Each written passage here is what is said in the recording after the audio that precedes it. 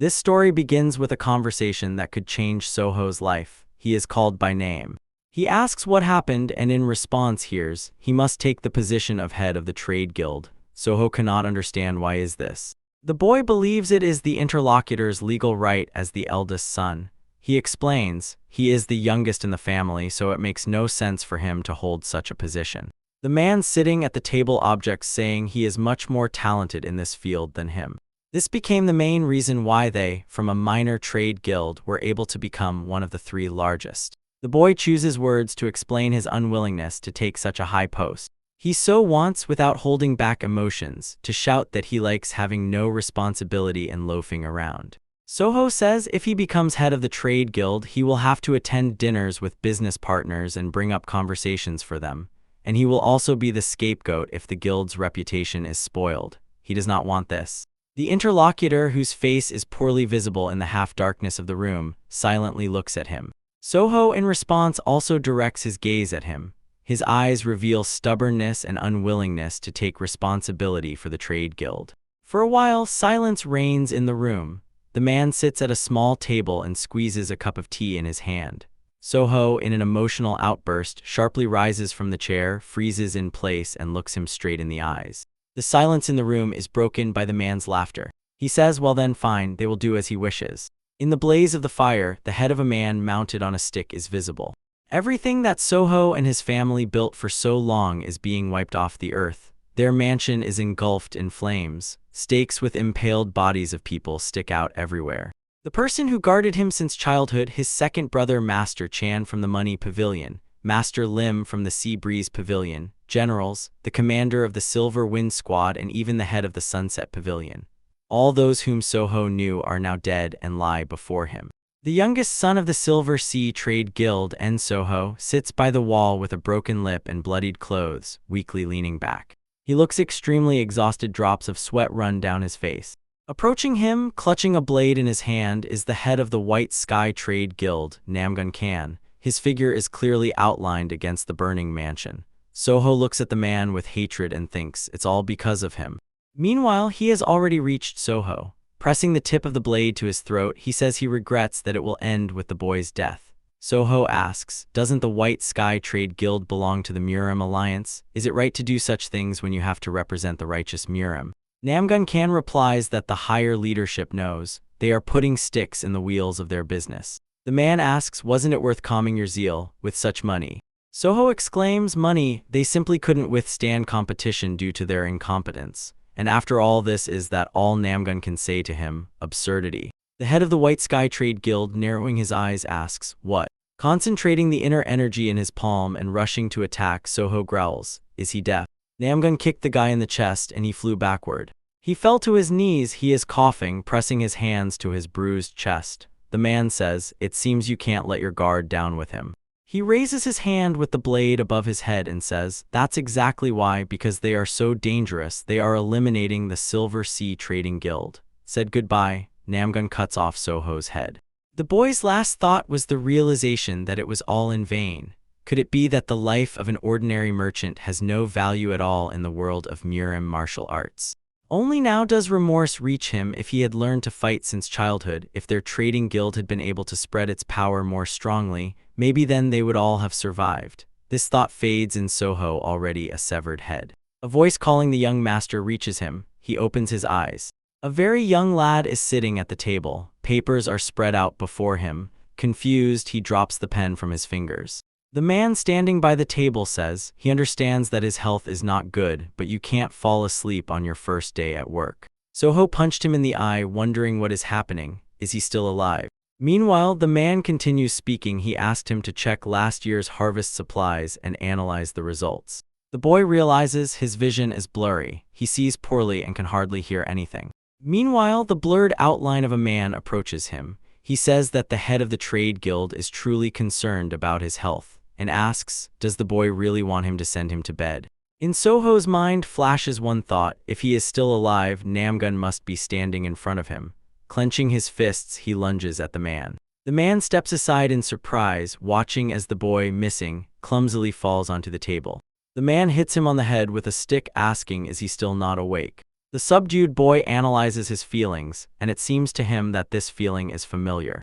A glance at the man's face blurred in his eyes, and he realizes, before him is not Namgun. Suddenly it dawns on him, this is the chief inspector of the Trade Guild Silver Sea Soak. Holding his head with both hands, he thinks, but the inspector died long ago, how can he be alive?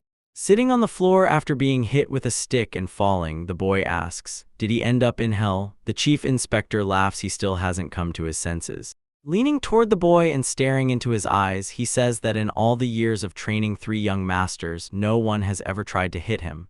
The boy is too very special. The boy tries to excuse himself, he hasn't fully come to his senses yet. It was an unfortunate misunderstanding. Soak's loud voice is heard even outside the house. He orders the boy to go to his room and stare at the wall. The boy does not dare to argue with the inspector.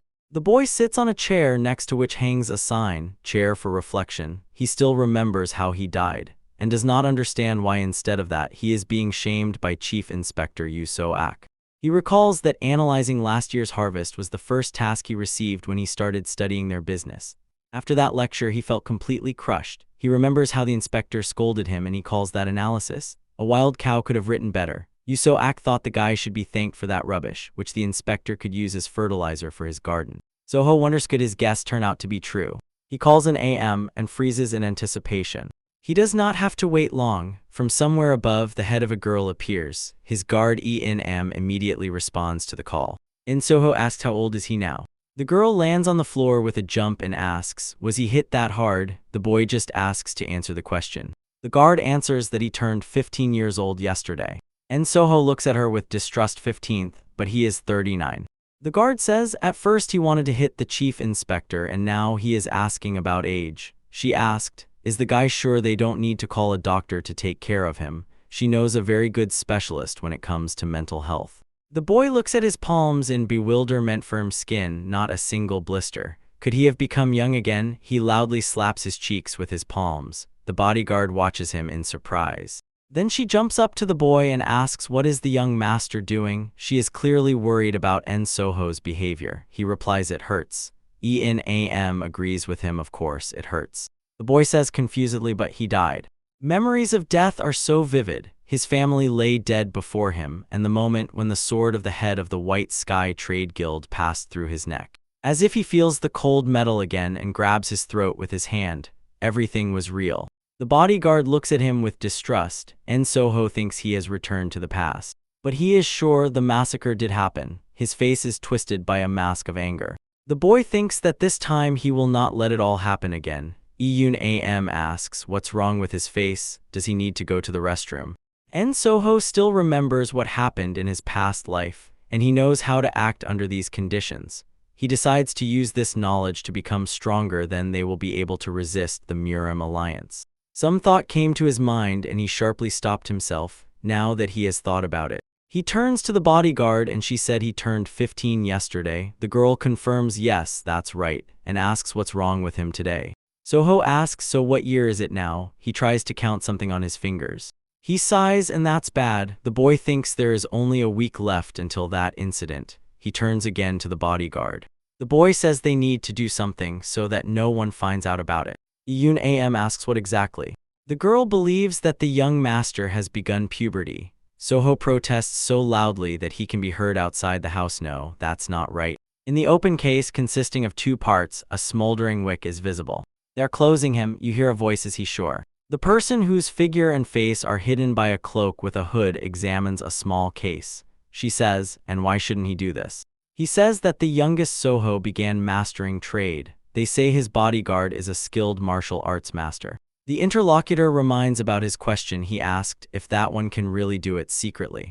The man replies, what does he have to fear if the child is dying from illness? He cannot fight, he cannot even walk without a cane. Tucking the case into his pocket, he says he has a plan for what to do with the bodyguard, so there is no need to worry about it.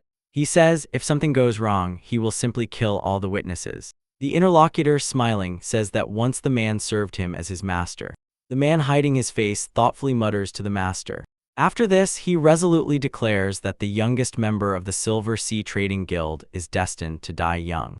Moonlight falls on his face more like a devilish mask. The man says, if he can end the boy's suffering, then he should be grateful. Isn't that so? He is sure the boy is waiting for his own death right now while they are talking. It is snowing. Soho, who is sitting on the back of a strong and tall young man, looks through a spyglass. The bodyguard nearby asks where are they heading. The boy answers as she knows he is quite painful. He needs to do physical exercises. The interlocutor notes that they are doing exercises right now. Soho says they might come across something interesting if they wander around different places. Iyun Am asks, interesting, for example, what? Through the spyglass, the boy sees fruits hanging on a tree. A smile appears on Soho's lips. It is the best miraculous remedy that exists in Zhongyuan. Drops of blood falling on the floor form a small puddle. In the wrecked room, illuminated by the reflections of the fire, a woman with 2 arrows in her back holds onto the boy and asks, go away from here. Next to her, a sword sticks out of the floor. With pain in his eyes, the adult Soho asks, how can he leave here? The woman replies that it is her duty. She lived for this. She is fine, so let him run away as fast as possible. Even if she dies, it does not scare her if it is not in vain. That suits her. He tries to object, but the woman interrupts. He never listened to her, even when he was young.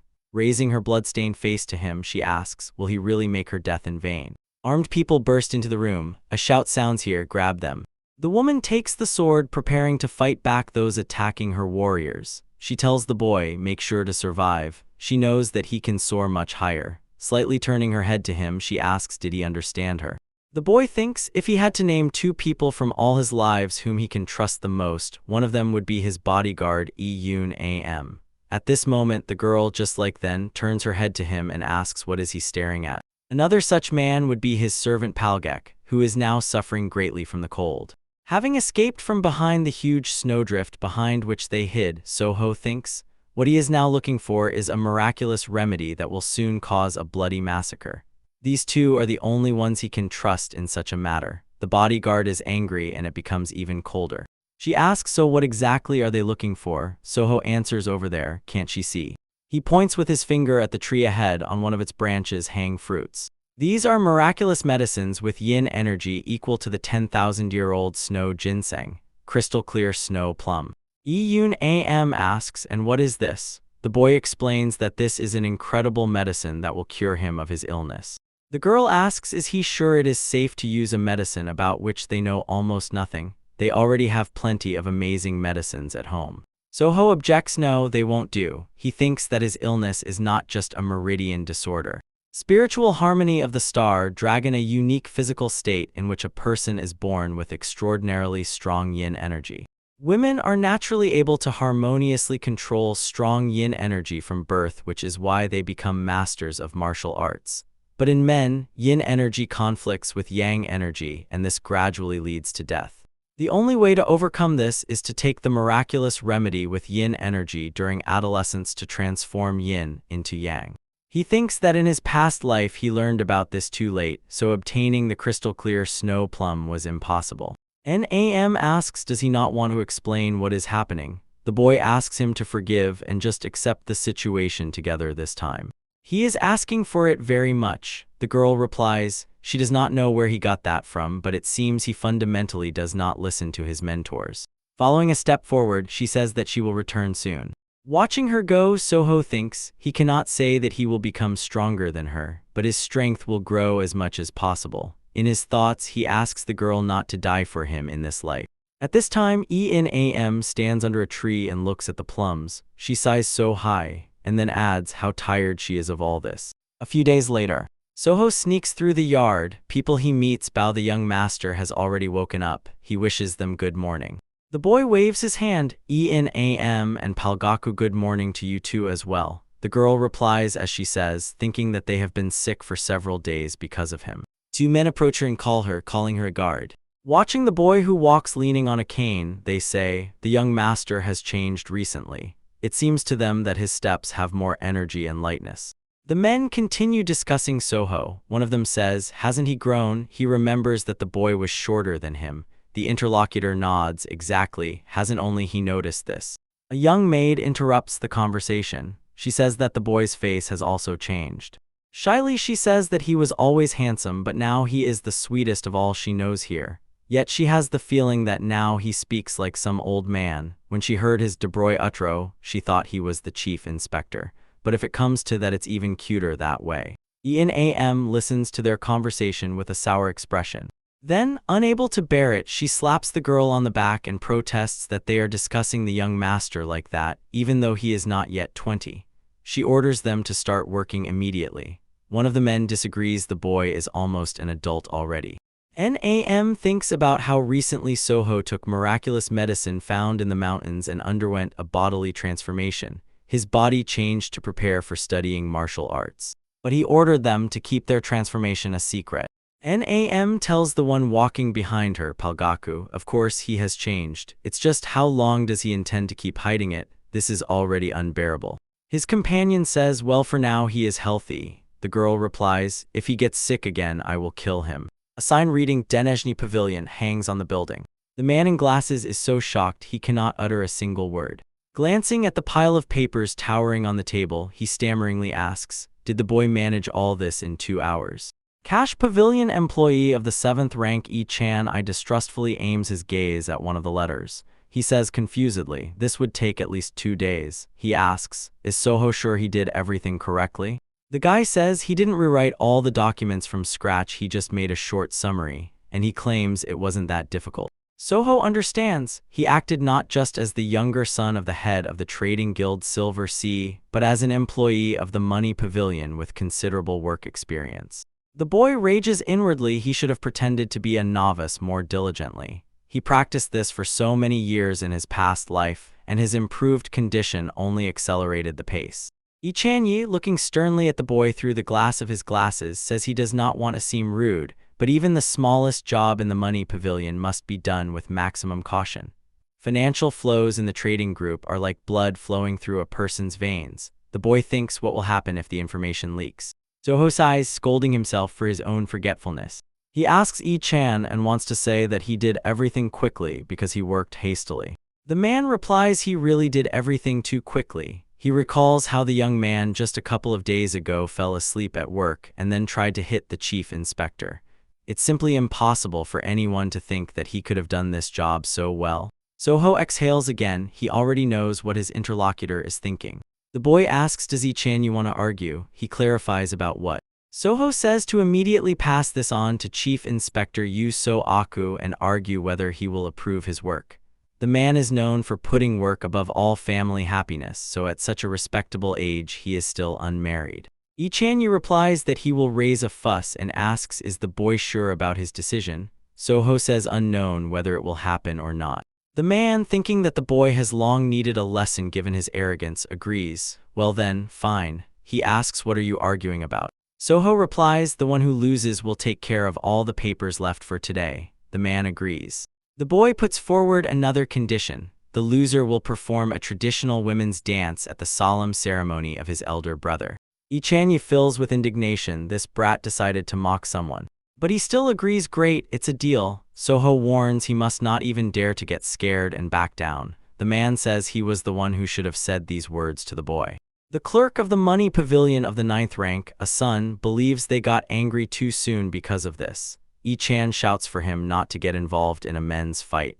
And the son is offended. He is the elder here. The voices of the opponents come from the house. They decide to go to the chief inspector right now. Yu So-ak sits at the table and carefully studies the papers. He asks Soho, is it true that he did all this himself? Only a few of the pavilion chiefs could handle such work. Soho's face, standing behind Ichanyi, shines with joy while the man realizes his defeat.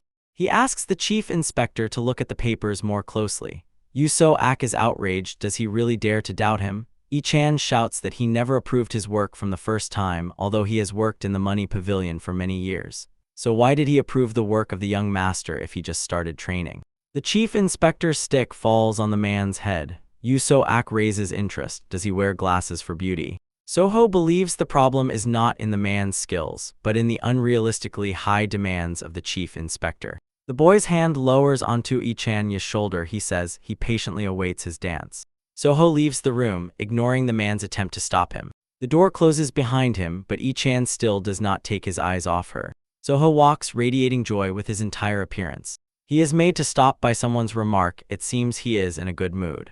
The person calling him continues to speak. Everything he does makes his parents and older brother worry about his health, and at the same time he manages to have fun. The second son of the head of the Silver Sea Trade Guild, En Jinho, throws humiliating words at the boy with contempt. Before Soho's eyes appears his severed head against the backdrop of the fire's glow. The boy stops. He is a little embarrassed and confused. He tries to control his brother's anger and quietly says his name. But he is angrier than before. Is he pretending to be so friendly? Has he gotten cocky enough to die? Soho remembers that's right. Back then, he and his brother were not on good terms. En Jinho says he was against the boy learning their trade. Father will worry even more if he gets sick from overwork. Soho thinks that his brother is not wrong. En Jinho asks when Soho will go to meet their father, and not to beat around the bush pretending to be sick. The young man continues to scold him angrily. If he faints again like last time, he will finish him off. Soho, bowing politely, replies that he will be careful. The brother looks at him suspiciously, then says he doesn't like the boy. Soho approaches the door. The boy is lost in thought and does not hurry to open it. Leaning on a cane, he finally resolutely heads to the entrance. He has something to show. According to Soho's memories of a past life, a fire will break out in the Denezhny Pavilion in a few days. Before his imaginary eyes appears a building engulfed in flames. Because of this fire, a lower-ranking official who was on duty in the pavilion died, and all the documents burned to ashes, causing great losses. He recalls the remains of a small case they found in the ruins. Everything indicated that it was a carefully planned arson by someone. Surdity Chanya sits at the table holding papers in his hand. Looking at him, Soho thinks, to prevent this in advance, he must be able to move freely whenever he wants. The man angrily asks why is he looking at him like that. The boy, smiling, replies, nothing, he is already coming. He thinks, to have such an opportunity, he will have to change how others think about him. The main residence of the Silver Sea Trading Guild. 3 people sit at a table covered with various dishes. The eldest son of the head of the Trading Guild, En Jinho, asks the middle brother how is the work progressing in the Sunset Pavilion. Not at all like in the Sea Breeze Pavilion, right? Jinho, taking a sip from the cup, replies, honestly, it's easier for him, no need to strain his brain, only his body. It seems he prefers fieldwork more. Soho silently watches the brothers. Jinho asks the boy, is he also undergoing practical training in the Money Pavilion? He answers affirmatively. The young man says that training is good, but there is no need to rush. He worries that Soho might overdo it. The boy asks not to worry. He says he works within his capabilities. He says the older brother has always been like that, even then. Before his eyes floats the severed head of Jinho impaled on a stake. He thinks that because of this, he no longer wants to see such things in this life. The middle brother flies into the conversation. What nonsense is this? He says within the realm of possibility. But for him, besides eating and sleeping, is there anything called within his capabilities? Jinho angrily asks, does he really think it is appropriate to talk like that to his younger brother? Soho believes the young man has a terrible character. Jinho replies it's all because the older brother always covers for him, and this young one doesn't know his place. He asks how much longer will they have to deal with him, with the one who is only a burden to the family. Jinho interrupts him, enough, this is already too much. The brother says too much, didn't he say what everyone already knows? Pointing at Soho, Jinho continues to say that he coughs up blood during the monthly rituals and walks leaning on a cane. What kind of work can he even be given in the trade guild? The man thinks bitterly. Indeed, even being an adult, hearing this still hurts him. This is his problem and he must deal with it himself. Soho calls the middle brother by name. He forbids him to address him that way. The boy agrees, all right. He says that in any case, since the father is about to come, it's better to stop here. He is sure the guild master will not be delighted by such a pitiful sight. Returning to the older brother, Soho advises him to calm down as well. He replies, fine. He admits that he got carried away. Jinho thinks, what was that? Although he always knew that the younger brother was perceptive. Looking at Soho, he thinks that today he looks extraordinarily mature. A voice sounds, the head is here. Jinho happily says he has returned. Soho looks a little confused. In his eyes intertwine pain and joy from the upcoming meeting with his father. A man enters the room and approaches them. The elder son greets him. He apologizes for being late. The meeting was delayed briefly. The young man says, it's all right, they have just started. The father addresses Soho. He says that the boy's face has turned red and asks if he feels unwell. Soho looks confused but still replies that everything is fine. He thinks that the reason his face turned red was how in his past life he saw his father dying right before his eyes. As if in a dream, the exhausted face of the dying father appears before his eyes. That moment involuntarily overlaps in his mind with the current appearance of this man. And now before him, a completely vigorous man, head of the Silver Sea Trade Guild, N. Gilson. Mentally, Soho orders himself to pull himself together. Such an expression of emotions is not his style. He convinces himself that nothing has happened in this life yet. He needs to think about how to protect the guild. He simply must focus only on this goal. For a moment he bows, hiding his face from prying eyes. But he decisively raises his head and says that his father sees right through him. Indeed, he has something to say. All present look at him with surprise. From the house comes the voice of N. Gilson. The man orders his son to sit down and then they will discuss everything. Soho asks, does his father remember what they talked about before he started studying at the Money Pavilion? He answers, of course. They recall how N. Gilson explained to his son, since he was born weak, he was not given full responsibility. He only received a general understanding of the work without completing full training. Soho raises the question, but is this really acceptable? One day he will have to become the head of the pavilion. Jinho is surprised and thinks, why did he suddenly start saying such things? The father agrees a valid remark. He asks, what does the son want to say by this? The boy declares that he wants to take on all the responsibilities including night shifts, just like his older brothers and other pavilion members. And Gilson says that he does not allow it. Soho is embarrassed by his words. He asks, isn't the refusal too harsh? The father replies, why not be, then not be. And Gilson explains that what annoys him the most is the very thought that his son will stay on night duty. That means not sleeping all night and managing night security. In his opinion, given Soho's current condition, this is simply impossible. He agrees with the rest but not with the night shifts. The man asks, does the son understand this? Soho thinks that this will not help. That way he will not be able to prevent a fire in the Money Pavilion. He must be on night duty on the day of the event. The boy asks if he proves that he can physically endure night shifts, will his father allow him? N. Gilson, clutching chopsticks in his hand, answers of course, but how was he going to prove it? Soho says a duel with Jinho. The middle brother cannot hide his surprise. He definitely did not expect to hear that. Jongho is no less surprised than his brother. He seems to have misheard, so the boy asks, what did Soho just say? The father is stunned. He silently looks at his youngest son, not knowing what to say. Jinho asks, did Soho survive the madness? The boy asks what's wrong, is he really afraid to lose? Jongho jumps up from the chair, then asks Soho, what is he saying? The younger brother clarifies problems. He explains to his relatives, since they care about his health, isn't it a sign of respect to the parents to calm these worries? Soho explains he understands that Jinho recently became a first-class fighter. If he withstands against him, wouldn't that prove that he can handle all the duties in the Money Pavilion? The middle son addresses the guild leader.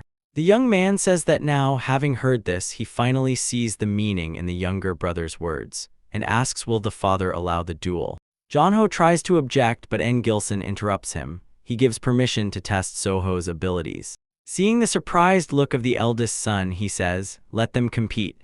Soho will also learn to be responsible for his words. Dipping chopsticks into the bowl in front of him, N. Gilson adds, sooner or later everyone goes through trials. The man believes that the moment has come for Soho. The boy thinks that the father is sure he doesn't have the slightest chance against Jinho, but that was to be expected. N. Gilson says, considering the difference between him and Jinho, if he holds out for at least 1.5 minutes, it guarantees him permission to take full responsibility, including night shifts. Soho thanks his father for the opportunity he gave him. Jongho grabs his head and exhales heavily. He tells his younger brother if it becomes too dangerous, let him surrender without hesitation. There is nothing shameful in that. Soho replies that he will keep that in mind. Then he adds honestly, he does not think there will be any need for that at all. Jinho's face darkens with restrained anger. The brothers stand in the ring, facing each other, ready to start the fight at any moment. By the signal drum with drumsticks in their hands stand Palgak and Iyun Am. The female bodyguard, pointing at the boy with her finger, asks what is the young master doing in the arena of fights? After all, recently he could barely walk. Soho waves to her cheerfully in response. Then he presses his index finger to his lips, signaling her to be silent. Palgak puts his hand on the girl's shoulder and assures her that everything will be fine. She replies that he himself needs to be okay. Jongho asks his father, isn't he worried? He answers, why would he be worried? The elder son explains it's like Jinho, looking down on Soho without hiding it. The father says so. He says that Jinho looks down on him. He only suggests to observe temporarily. Jinho looks at his younger brother, who is leaning on a stick with superiority. Soho waits for the signal to start the fight. Nam does not understand what is happening. Why suddenly is there a duel between the young master and the second young master? She thinks that the head and his sons have completely gone mad. Remembering how Soho gestured for her to be silent, she thinks that this boy does not care how it looks from the outside, yet still tries to pretend to be a seducer. Has someone possessed him? Gilson orders to strike the drum. The bodyguard girl hesitantly asks, "What should I do?" The man pronounces almost syllable by syllable the drum. It must be struck. The girl is confused. She does not know what to do. Then she decides whatever. She hopes that the young master will win. Nam strikes the drum with a mallet. Jinho, holding the blade in front of him, thinks bitterly about his younger brother. He believes that he does not know his place. Looking at the young man who holds a weapon in one hand and leans on a stick with the other, he thinks, as the youngest, he received too much love, so he is sure that the whole world owes him. The brothers look into each other's eyes. The gaze of the middle brother promises nothing good. Jinho thinks today, as the older brother Soho, he will show him what reality is. The young man rushes into attack. Laughter reaches little Jinho. Someone says he cannot take his eyes off his younger brother lying in the cradle. Is it so fascinating? He reaches out his hand, and a small hand immediately reaches for it. The boy turns to his father and says that the brother is such a baby. Gilson puts his hand on his head and replies, so in the future he must take care of him because he is his older brother. Very little Soho lies in the crib. The young man clenches the blade in his hand and prepares to meet his brother's attack. The attacker Jinho mentally asks Gilson a question. Why should he do this? The father always expected that he and Jinho would become good older brothers, but he did not notice that this scoundrel was never a good son. He thinks he cannot do it but still strikes. The boy covers himself with the blade. Soho wonders at what level should he fight with his brother. The boy uses the technique 12th form of the snow dragon sword. He leaves Jinho behind him. The middle brother cannot believe what has happened. Jongho looks surprised. He can't believe his own eyes. The guard and the servant standing by the drum gape. Soho's foot twists and losing balance he falls. Getting up he smiles guiltily and says he used the Shagov technique for the first time. That's why he got spun around. He studied martial arts from books, and considering that his body underwent some changes, he applied it for the first time, so he was lucky to dodge the attack, but he fell. Soho snorts with laughter at his clumsiness. He uses everything so that no one guesses he knows how to fight. Jinho looks angrily at his brother and thinks, from books, lucky to dodge, is he mocking? He attacks Soho again, who by that time has already gotten back on his feet. But again, he fails to hit the opponent with a strike. Jongho is surprised. How can Soho, this kid, stand against Jinho? The middle brother recalls their father's words. Soho's words should not be taken lightly. He would never compete with him without thinking. Gilson believes the youngest son is the greatest genius in the entire history of the Silver Sea Trading Guild. The man also remembers this conversation. He said it but did not expect the boy to be so strong. No matter how unofficial this duel was, and he knows Jinho is not fighting at full strength, yet still. He is impressed that Soho, who couldn't even keep his balance, resists Jinho, a first-class master, for so long. Gilson thinks if the son studies under a true master, he can no longer wait to see how he will grow. He admits that right now he is not worried about Soho. More than anything, he is concerned about Jinho's condition. From the mouth of the middle son bursts out, Why can't he pass? The fight continues. Looking at Soho, the young man thinks. He heard that he is the greatest genius in the entire history of the Trade Guild, so was he going to take from him also the title of the greatest genius of battle? In his thoughts, he insults his younger brother. In his memory, it surfaces how as a boy he peeks from behind the corner of the house, then returns to Soho and says that the adults are not visible. The younger brother coughs and blood flows from his mouth onto the outstretched palm. The father says that from this moment, the chief inspector will teach him martial arts. He boldly objects that he would like to study under his father, but the father replies his brother is sick. Jinho must give way so that he can take care of him. Then the father told him, the one who was holding the training sword, that from now on he is the older brother. In the young man's memory, the commotion surfaces near Soho, who is lying in bed in critical condition. He observes everything from the side. Voices are heard. The bleeding must be stopped. What is the cause? Tears roll down the boy's eyes. It's because of him. Someone shows a bitten root and says that it seems the second young master mistakenly gave Soho the Yang energy elixir. Tears stream from Jinho's small eyes. He explains to his father that he just wanted his younger brother to recover. The man doesn't even look at him, he pushes him away with his hand. Jinho sinks to the floor and quietly calls his father, but he ignores him. En Gilson rushes headlong to Soho's bed. Breathing on the go, what condition is the son in? He is told, the child is very ill. Even if he survives, the internal injuries will be terrible. Clenching his teeth and stepping forward resolutely, Jinho mentally addresses his brother. Even from the very beginning, all the problems were because he was born weak. The brothers' blades cross, and a confrontation lasts for some time. Soho looks the young man in the eyes and, calling him brother, says that family can be difficult. Jinho asks what nonsense is he talking about. The boy explains, because this bond is closer than any other, they are destined to carry deeply rooted enmity even if they have to live together all their lives. The middle brother asks again what does he mean by that? Then, pushing away from Soho, he says that he has already heard this, and he doesn't care. Jongho asks the bodyguard how much time is left. She holds an hourglass and answers about 9 seconds. Jinho invests internal energy into the weapon. Now he grips the sword in his hands, engulfed in a fiery aura. He says, since this guy is confidently spouting nonsense, it means everything comes easily to him for now, but this will end soon, he promises. The father anxiously calls his son. What are you doing? Immediately calm your feelings. And the middle son ignores his shout and rushes to Soho. The boy bitterly replays his brother's words in his head. Nonsense, you say? He knows absolutely nothing. Before him stands a building engulfed in flames. The fire reveals the figure of a person kneeling, with several arrows sticking out of his back. With his own blood, he traces words on parchment addressed to Soho. Family can be complicated. Because this bond is closer than any other, they are destined to carry deeply rooted enmity within, even if they have to live together all their lives. When you have to live with these thoughts, gradually what you started hating the person for fades away. Soho's hatred is exactly the same. The pain of not being able to change anything, guilt before him, and the feeling that he was always in the background. All this turned into hatred towards him. He is his only younger brother, and he is not to blame. In his last moments of life, Jinho asked to forgive him for making his brother bear the burden of his emotions. He hesitated too long and now finally found time to apologize. Jinho attached the bloodstained paper to a bird's claw. The bird flew over the house engulfed in flames, carrying the message. Above Jinho's head, a sword flew up. Bowing his head, he says he does not deserve forgiveness. At that moment, the blade cuts off his head. Seeing his brother approaching, clutching the sword, engulfed in a fiery aura, Soho mentally addresses him. He cannot do this. Does he really think it's all because of him? Falling onto the surface of the ring, he thinks they were too young and foolish. Everyone breathes out awe and fear as Jinho's sword whistles above the younger brother's head. The young man looks back. Has the brother lowered the sword? Soho sits down and says maybe Jinho added chi to the weapon, but his attack is the same as the first. Too obvious. His hand clenches into a fist. He thinks he cannot forgive his brother. He will just let it go. Soho's fist strikes Jinho in the chest.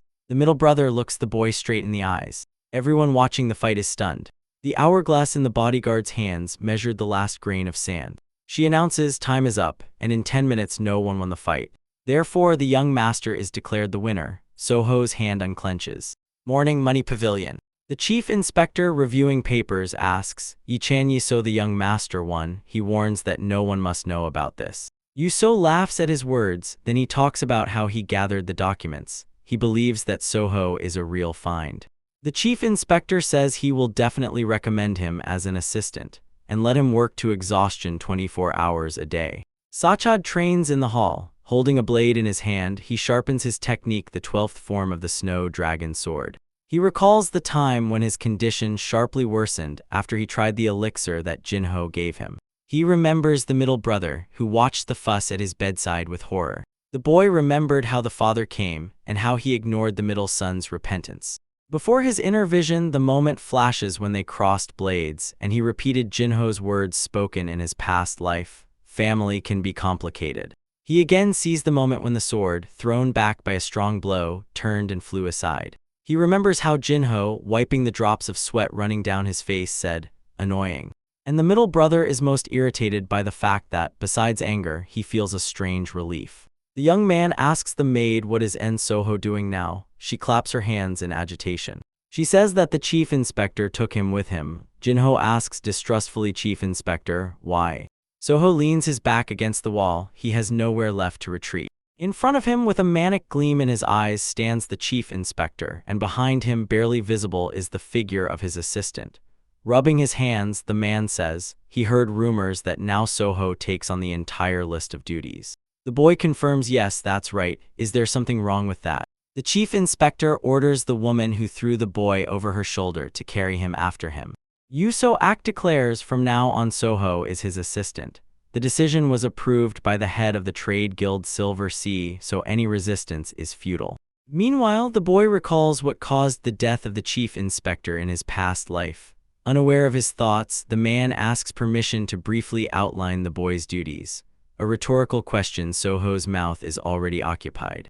The chief inspector sprinkles terms and a list of numerous duties. At the end, he asks, not so difficult, right? Yuso-ak's personal assistant Cho Yan-en, who is holding the boy on his shoulder, says the young master should not worry. She assures that very soon he will begin to enjoy the process. He blocked the woman's energy points and, carefully lowering her to the ground, Soho, the one who freed her mouth, apologizes. He doesn't think such a thing can happen at all. The chief inspector gasps, but why?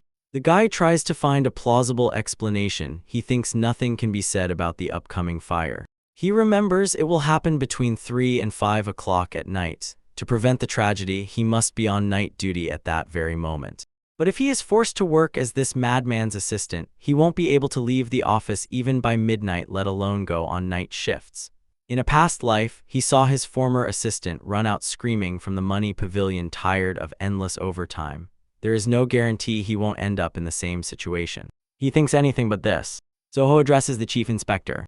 While his bodyguard drags Cho Yan-en to a more comfortable place, the guy says he is sure that the real value of his practical training is not in the work itself, but in a deep understanding of the processes. Besides, he started training only 2 days ago. He assures that more suitable candidates will be found for the assistant role. He wants to understand the regular tasks of the employees, not to use special treatment. Meanwhile, the bodyguard tries to revive the chief inspector's assistant. Soho continues to present arguments to Yuso-ak and says that he also knows the assistant's duties do not include night shifts. Aren't night duties the foundation of administrative work, the core of all the complex and real life of the employees? The chief inspector says he understands the young master's intentions. The latter rejoices and thanks the man, preparing to leave. And Yuso-ak says that in that case the guy will take on both daily duties and night shifts. He starts listing terms again and enumerates Soho's responsibilities. At the end of the speech, he adds that he will also keep track of all other financial expenses. The boy is rapidly fleeing from the money pavilion. A chase is rushing after him. An order is given, catch him. The armed forces of the trade guild manage to capture Soho. 3 days later, the guy studies the duty schedule for today. On duty are appointed Yi Chan-yi and N. Soho. He thinks that today exactly a fire should happen in the money pavilion. He glances at a colleague who is immersed in reading papers. Soho thinks that the adventure happened on the night of Yi Chan-yi's duty. He is glad that he remembered this. The problem is that he incredibly wants to sleep.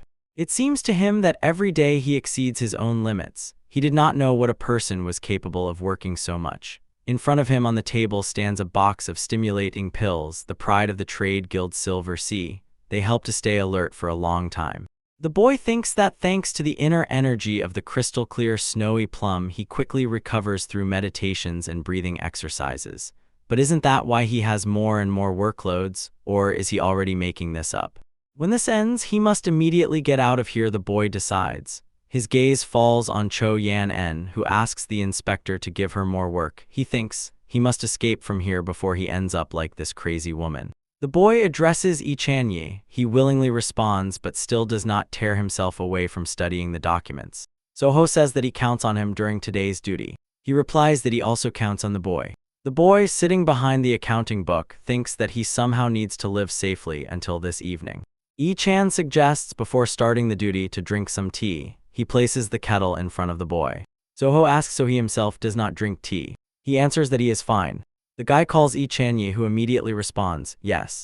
Soho asks does he really not want to say something to him. The man answers that he does not understand what he is talking about. He gets up from the table and explains that he will go make a round. The guy asks, alone. Yi Chan-yi, looking at him suspiciously, answers he thinks that will be better. The guy gets up from his seat and watches the man leaving with his gaze. He calls the guard and is surprised, thinking that she is sleeping. But she, sitting on the ceiling beam, denies such an assumption. She says that she has been here from the very beginning. The guy asks why does she always have to hide in strange places, and she answers who knows, probably just a habit. He asks does she not want to come down and drink tea with him. The girl is surprised. What reason? She says she will come down now. Nam drinks tea. She says the taste is a bit bitter.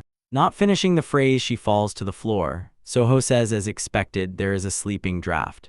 He lays the girl down comfortably and then, stretching, says that he himself would gladly sleep for a few minutes. Rubbing his wrists, Soho says that now is not the time to sleep, it's time to start the patrol and catch the arsonist. A man walks down the corridor holding a bucket, and his face is drowned in the shadow of a hood. He splashes everything from the bucket around the room, then throws it aside. Then he opens a small case where a wick is smoldering. For a while, the man watches the flame that is growing in his hand. A voice sounds behind him. Its owner is sure. The man looks anxious. The arsonist hurriedly turns around. At that moment, Soho snatches part of the case from his hands, where the flame flares up. Examining the trophy, Soho says, it burns and indeed very well. The flame is enhanced with oil. The guy addresses the man and he really prepared down to the smallest detail. Then he says his name, pavilion employee, Ah-sin. The man gloomily stared at Soho. His face twisted into a grimace of hatred. He asks the boy, how did you find out? Soho, smiling, asks, does he believe that he saw the future? Ah-sin utters this and the boy was no longer going to tell him anything, right? Soho asks, is that really the only thing bothering him now? He says that the man was going to set everything on fire here, but what needs to be worried about is this. He caught him. A slight smile appears on Ah-sin's lips. Then he starts laughing, slaps his palm on his forehead, and says the boy is right. He admits that the rumors about his insightfulness were not exaggerated. Then the man drops his hood and shows a dagger. He says, is the boy here alone? Soho looks a bit puzzled by this turn of events. He beckons the rival with his hand, pulls him closer, and says, yes, he is still single. His joke angered him. Ah, he shouts, Zin, is he acting crazy? Then let him die. He attacks Soho. Ichanyi walks down the dark corridor holding a lantern. Some noise makes him freeze alertly.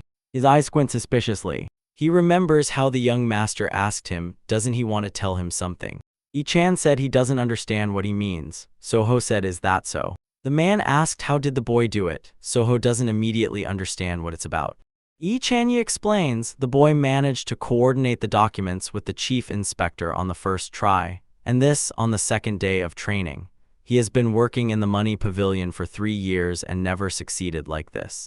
The man asks Soho what kind of magic is this? The boy, smiling, asks, is that why he looks like he swallowed a ruler? Ichan angrily roars, when was he like that? Soho replies, so who is he fooling? The boy doesn't think the reason lies in some uniqueness of his. He explains that he tried not only to complete the assigned tasks, but also to understand what exactly the chief inspector wanted to achieve with them.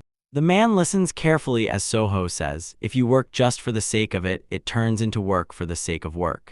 Soho mentally stops himself. He sounds like an old man, and adds aloud, he heard this from his father.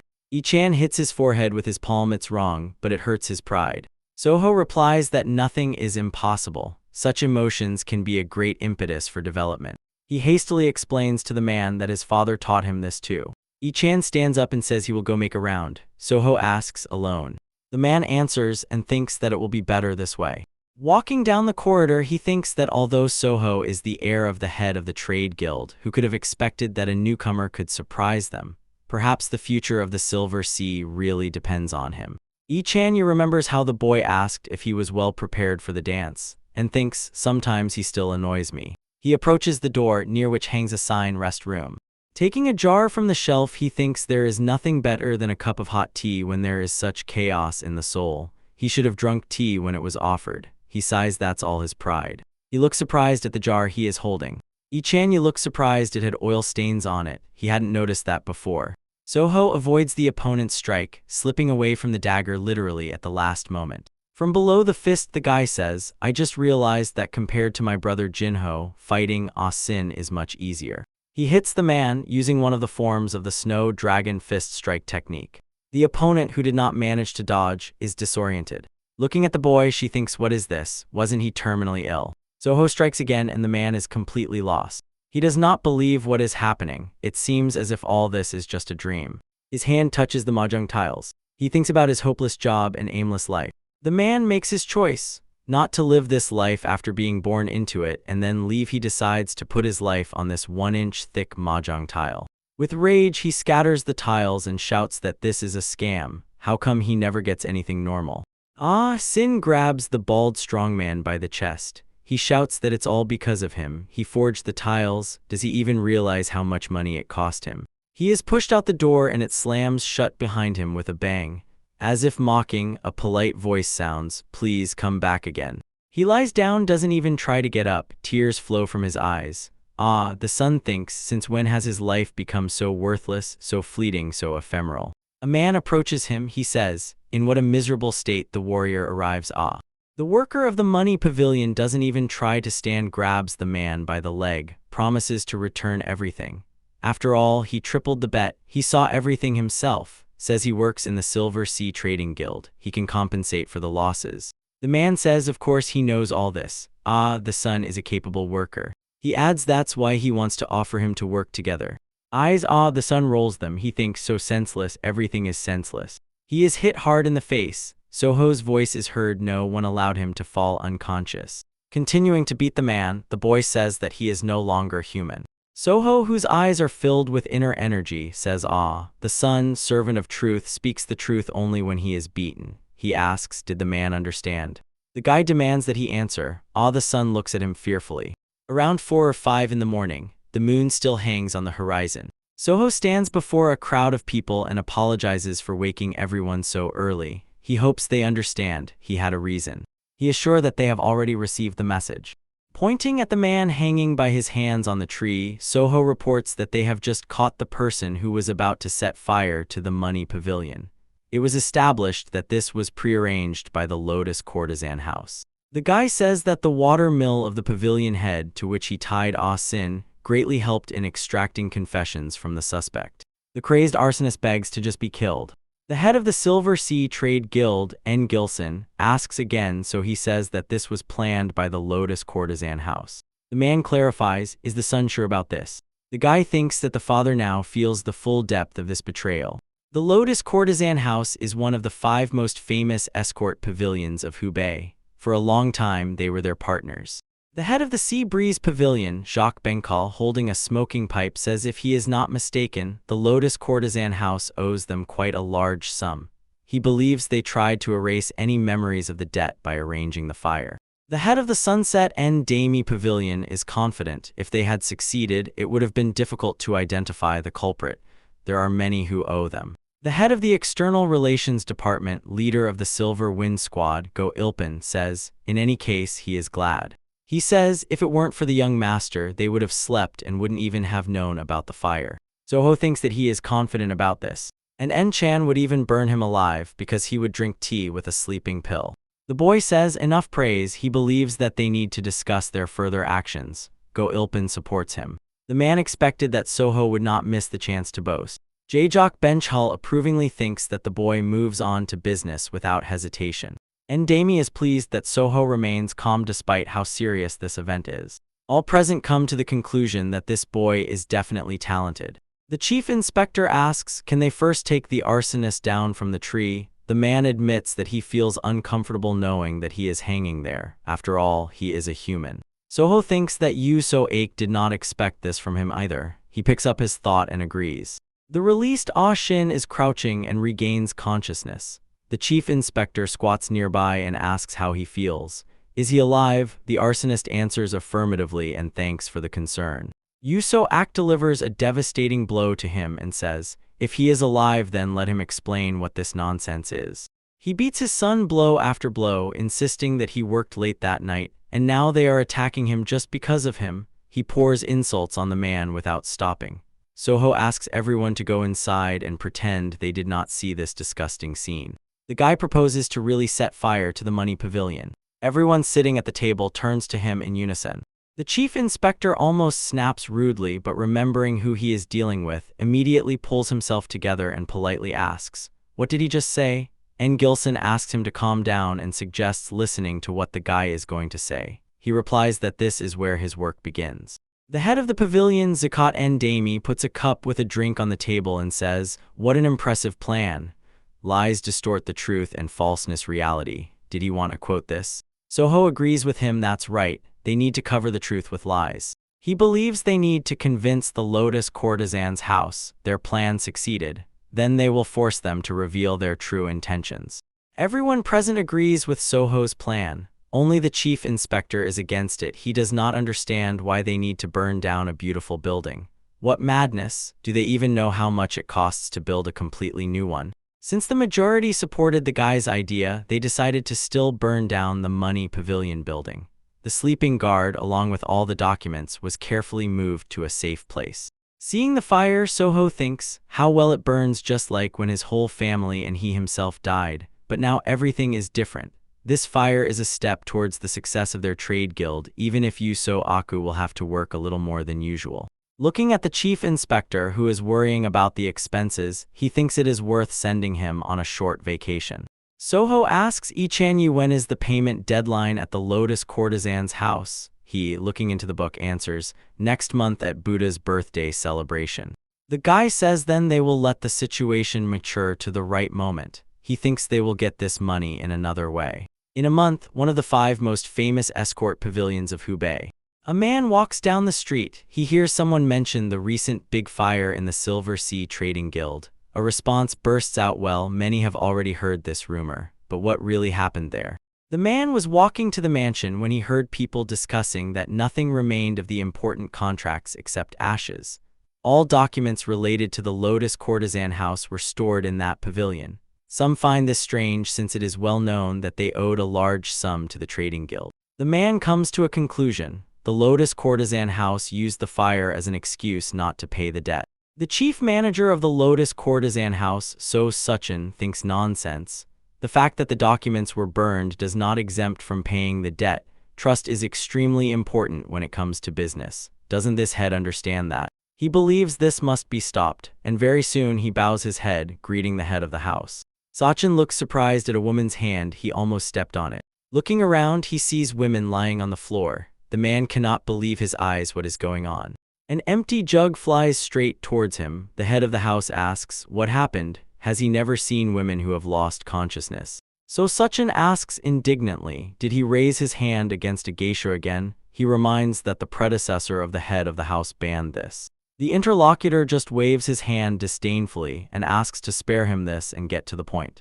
Casually dressed head of the Lotus courtesan house, Pek Bok, sits slouched in a chair. He says that So Suchin makes him want to kill him.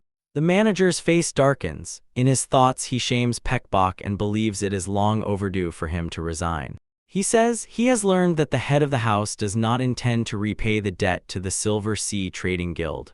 The documents may have been lost, but this could undermine the trust of their old business partner. Pek Bok silently listens to So Suchin.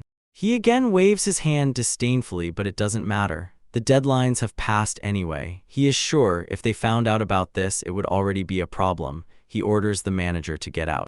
The latter tries to object, but the head of the house interrupts him again. He says the trading guild is silent, and again orders So Suchin to leave. The manager shouts that the former head of the house would never have done that. A shadow falls over Pek Bok's face. He orders the manager to come closer to him. While the man approaches the chair, the head of the house persistently rummages behind his back and mutters that it must be somewhere here. Suchin asks what. Suddenly Pek Bok hits him on the head and smashes a bottle against it, then starts cursing. The man, covering his face with his hands, falls to his knees. Pek Bok, towering over him, asks, so who is their head of the house now? He kicks the manager and repeats the question again. Who is the head of the house, him or his father? Returning to the chair, Pek Bok says that So Suchin does nothing but interfere with him. Sitting down, the man addresses the leader and orders him to listen carefully, or is he no longer capable? He says that as soon as they finish with this, they will start working with the Dawn Trading Guild. He forces the geisha sitting at his feet to raise her head. The girl trembles with fear and tears flow from her closed eyes.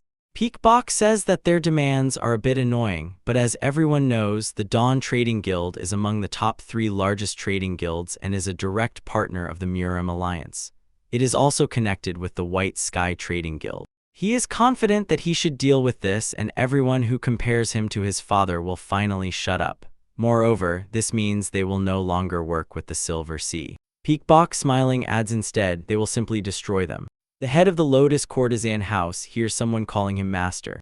The man goes into a rage. How dare they barge in without knocking? Do they want death?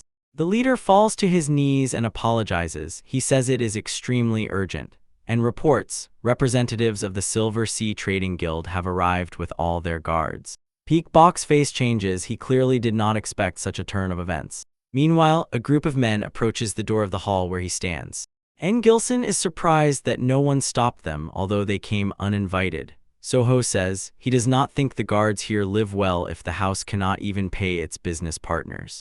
The boy's hand rests on the door leaf. He adds that the Lotus courtesan house is just an example of how not to run a business, but in any case, it doesn't seem like they are expecting guests. He decides that they will just go in and slightly opens the door. Behind Soho, who has thrown a heavy metal-studded club over his shoulder, a group of armed men stretches out.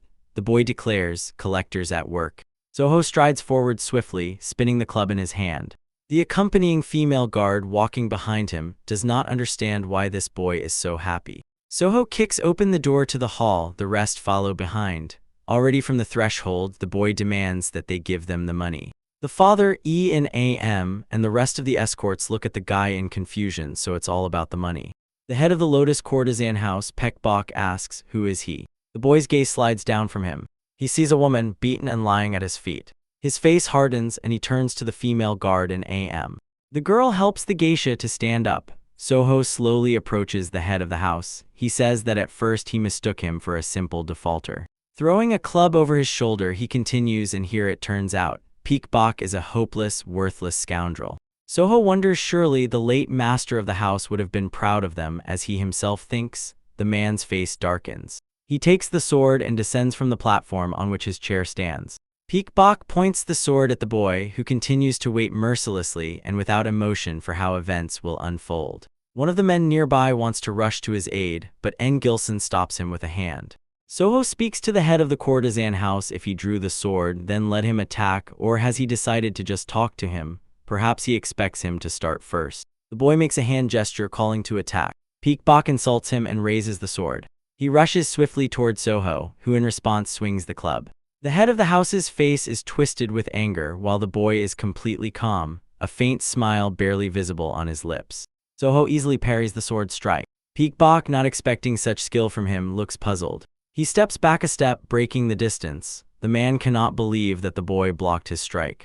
He heard that the second son of the head of the Silver Sea Trade Guild is a first-class fighter. But this boy, Soho mockingly stretches the question. What a wonder, did something go wrong? His words drive the opponent to madness. He shouts that he will get his now and attacks again. Peakbok cuts through the air with his sword. The boy's voice is heard not so fast. The man turns his head toward the voice. Soho continues to command, ordering the opponent to now firmly grit his teeth. The man standing behind the head of the house delivers a crushing blow to his head with a club. Peakbok releases the sword from his hands and swiftly falls to the floor. He fell flat on the carpet motionless, arms spread to the sides. Soho, looking at him, says thoughtfully, "What a loud sound." Is his mind completely empty? Before Peakbok's eyes is a blurry haze. He barely makes out the face of Eun-am leaning over him. Beyond her, the figure of Soho is faintly outlined. The girl asks maybe he died. The boy denies calmly he did not hit him hard enough to kill. The guard strikes the man on the cheeks with her palm, forcing him to get up. The first thing the head of the house sees upon regaining consciousness is the face of the chief inspector of the Silver Sea Trade Guild. Yuso-ak, with a broad smile, asks, "You woke up after all?" Peakbok shouts and tries to jump to his feet. The chief inspector says he got scared just by looking at him. How dare he stab a dagger in his back? The head of the house of courtesans, with a huge swelling on his head spreading like a seal, is still sitting on the floor. Soho stands before him holding a club on his shoulder. The guy demands that he look at him. He says this is not the first time, not even the second. How did it happen that he delayed payments for a year and also angered people so much? They endured only out of respect for the master of this house. Does he really think they can be led by the nose? Peakbok asks what payment is he even talking about. Papers thrown with force fly into his face. They fall to the floor. Soho explains here are the records of all the goods their trade guild supplied to the Lotus House of Courtesans, and it seems he has not paid a single coin yet. The guy spreads his hands in won the club and says, according to the contract, this means that the Lotus House of Courtesans must be handed over, right? The beaten Peak Bok does not give up. Holding one of the documents in his hands, he declares that the guy is talking nonsense. Does he really think he won't recognize a forgery? Is he trying to pin non-existent debts on him? Soho silently listens as the man protests. The head of the house says he knows everything about their fire in the money pavilion. All the documents burned in the fire, so it turns out they have such a method to demand money without evidence. The defender says this is disgusting. The chief inspector, pulling a knife from his sleeve, says he can't take it anymore. The club falls to the floor with a loud thud. The guy's voice is heard. Forgery, is he speaking? Soho brings the document right up to Peak Bok's nose, advises him to look around with his eyes and take a good look. He says he sees a seal, worn out by time and aged to the extreme wear. Or maybe it's just a hallucination. The guy asks what he will do if this is not a fake. Or maybe they should turn to the magistrate. The head of the House of Courtesans curses inwardly, could this really be genuine? He understands nothing, heard them talking about the loss of all documents. Could the Dawn Trading Guild really have been so mistaken? Peak Bok, reviewing the document, thinks, no, they said the work was done. Could they have lied to him? But why would they? Soho says creak creak. The man asks, what is he doing there? The boy answers boldly, and what does it sound like? It is the sound that Peak Bok makes when he tries to think. Soho continues to speak. If the head of the courtesan house managed it properly, he could live in comfort. How desperate must he have been to do such a thing? Pek Boku has nothing to say to him. The boy towering over him asks, he is probably used to messing behind others' backs, or is he wrong? The person who approached them says, she needs to say something. Soho looks at him, trying to figure out who is in front of him. The man holding the book to his chest is supported under the arm by one of the accompanying young men. He introduces himself. His name is So Suchin. He is the chief manager of the Lotus Courtesan House. Soho thinks this is the one who turned a dying business into one of the 3 best courtesan houses in Hubei thanks to his outstanding management skills. And just imagine, such talent was wasted here all this time. Soho bows politely. He says he is glad to meet and introduces himself by stating his name. So Suchkin suggests forgetting formalities and looking at the book the guy is holding in his hands. He says it is the accounting book of the Lotus Courtesan House. He asks to open it on the 7th page and reports, a new branch has recently appeared. Peak Bok interrupts him and, showering him with curses and threats, orders him to be silent. But he suddenly falls silent and his gaze becomes tense. The sword Iyun, standing behind his back, touches the man's neck with its tip. So Suchkin asks Soho for permission to speak with Master Peak. He agrees. The chief manager asks the head of the courtesan house to stop this. He must accept it. This is the end. The man is stunned by his words. Meanwhile, So Suchkin continues to speak. He believes that Peak Bok has gone too far. Peak Bok, unlike the previous head of the house, had far too mediocre abilities.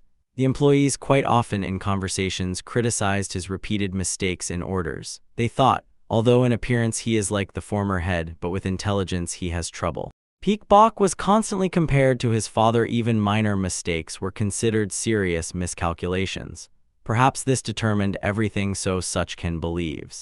He recalls how painfully Peak Bok endured these rumors. He tried to justify himself, saying, did he make mistakes on purpose? He remembers how he told him that everyone around only talks about his father, but will he remain in his place forever?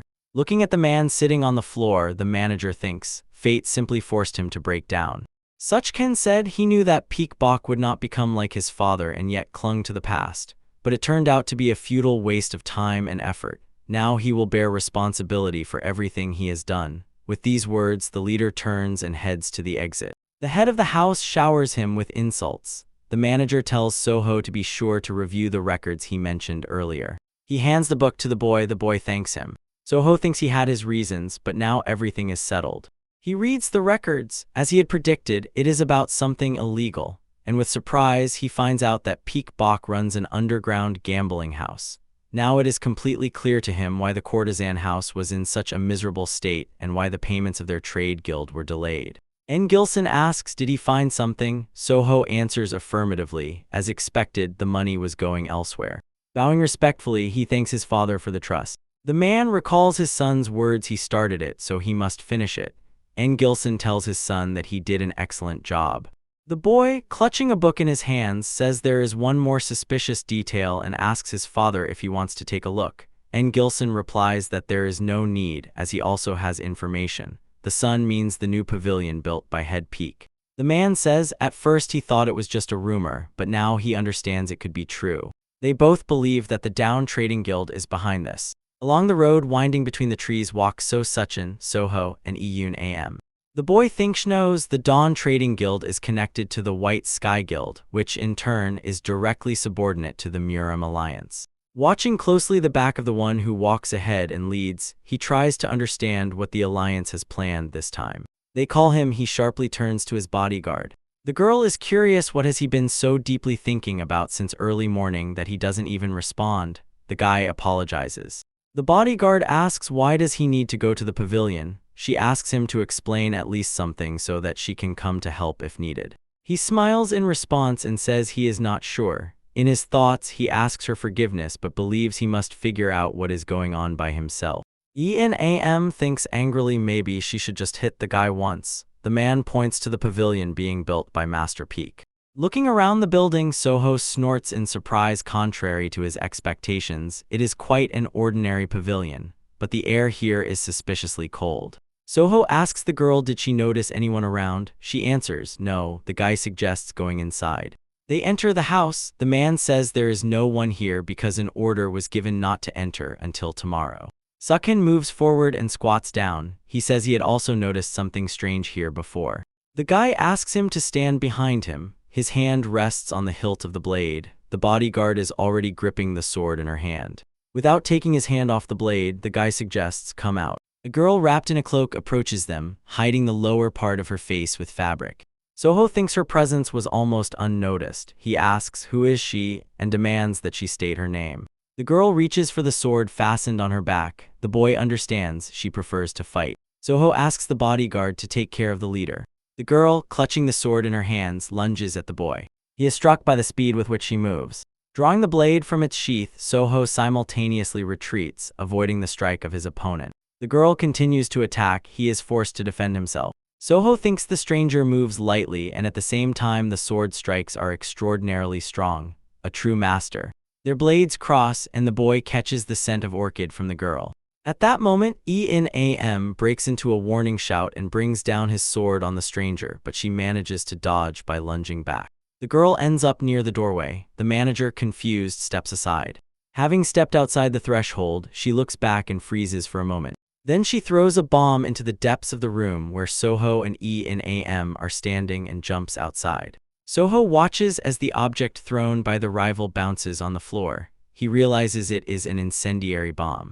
The boy rushes forward and shouts to his comrades to duck. An explosion sounds here. For a while, nothing is visible in the room due to the smoke.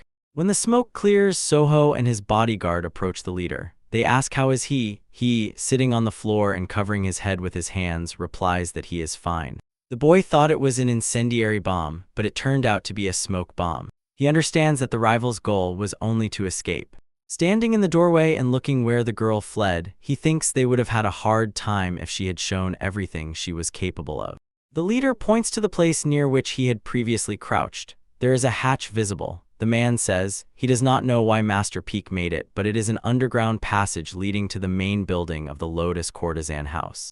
The boy approaches closer and thinks, an underground passage hidden under the floor. It seems too strange to him. He turns to Am and asks, does she guard the entrance? She replies, understood. Soho reaches for the small handle on the hatch cover. He is sure the girl hiding her face must be involved in this. Lifting the hatch cover, the boy thinks so. What his father told him was true.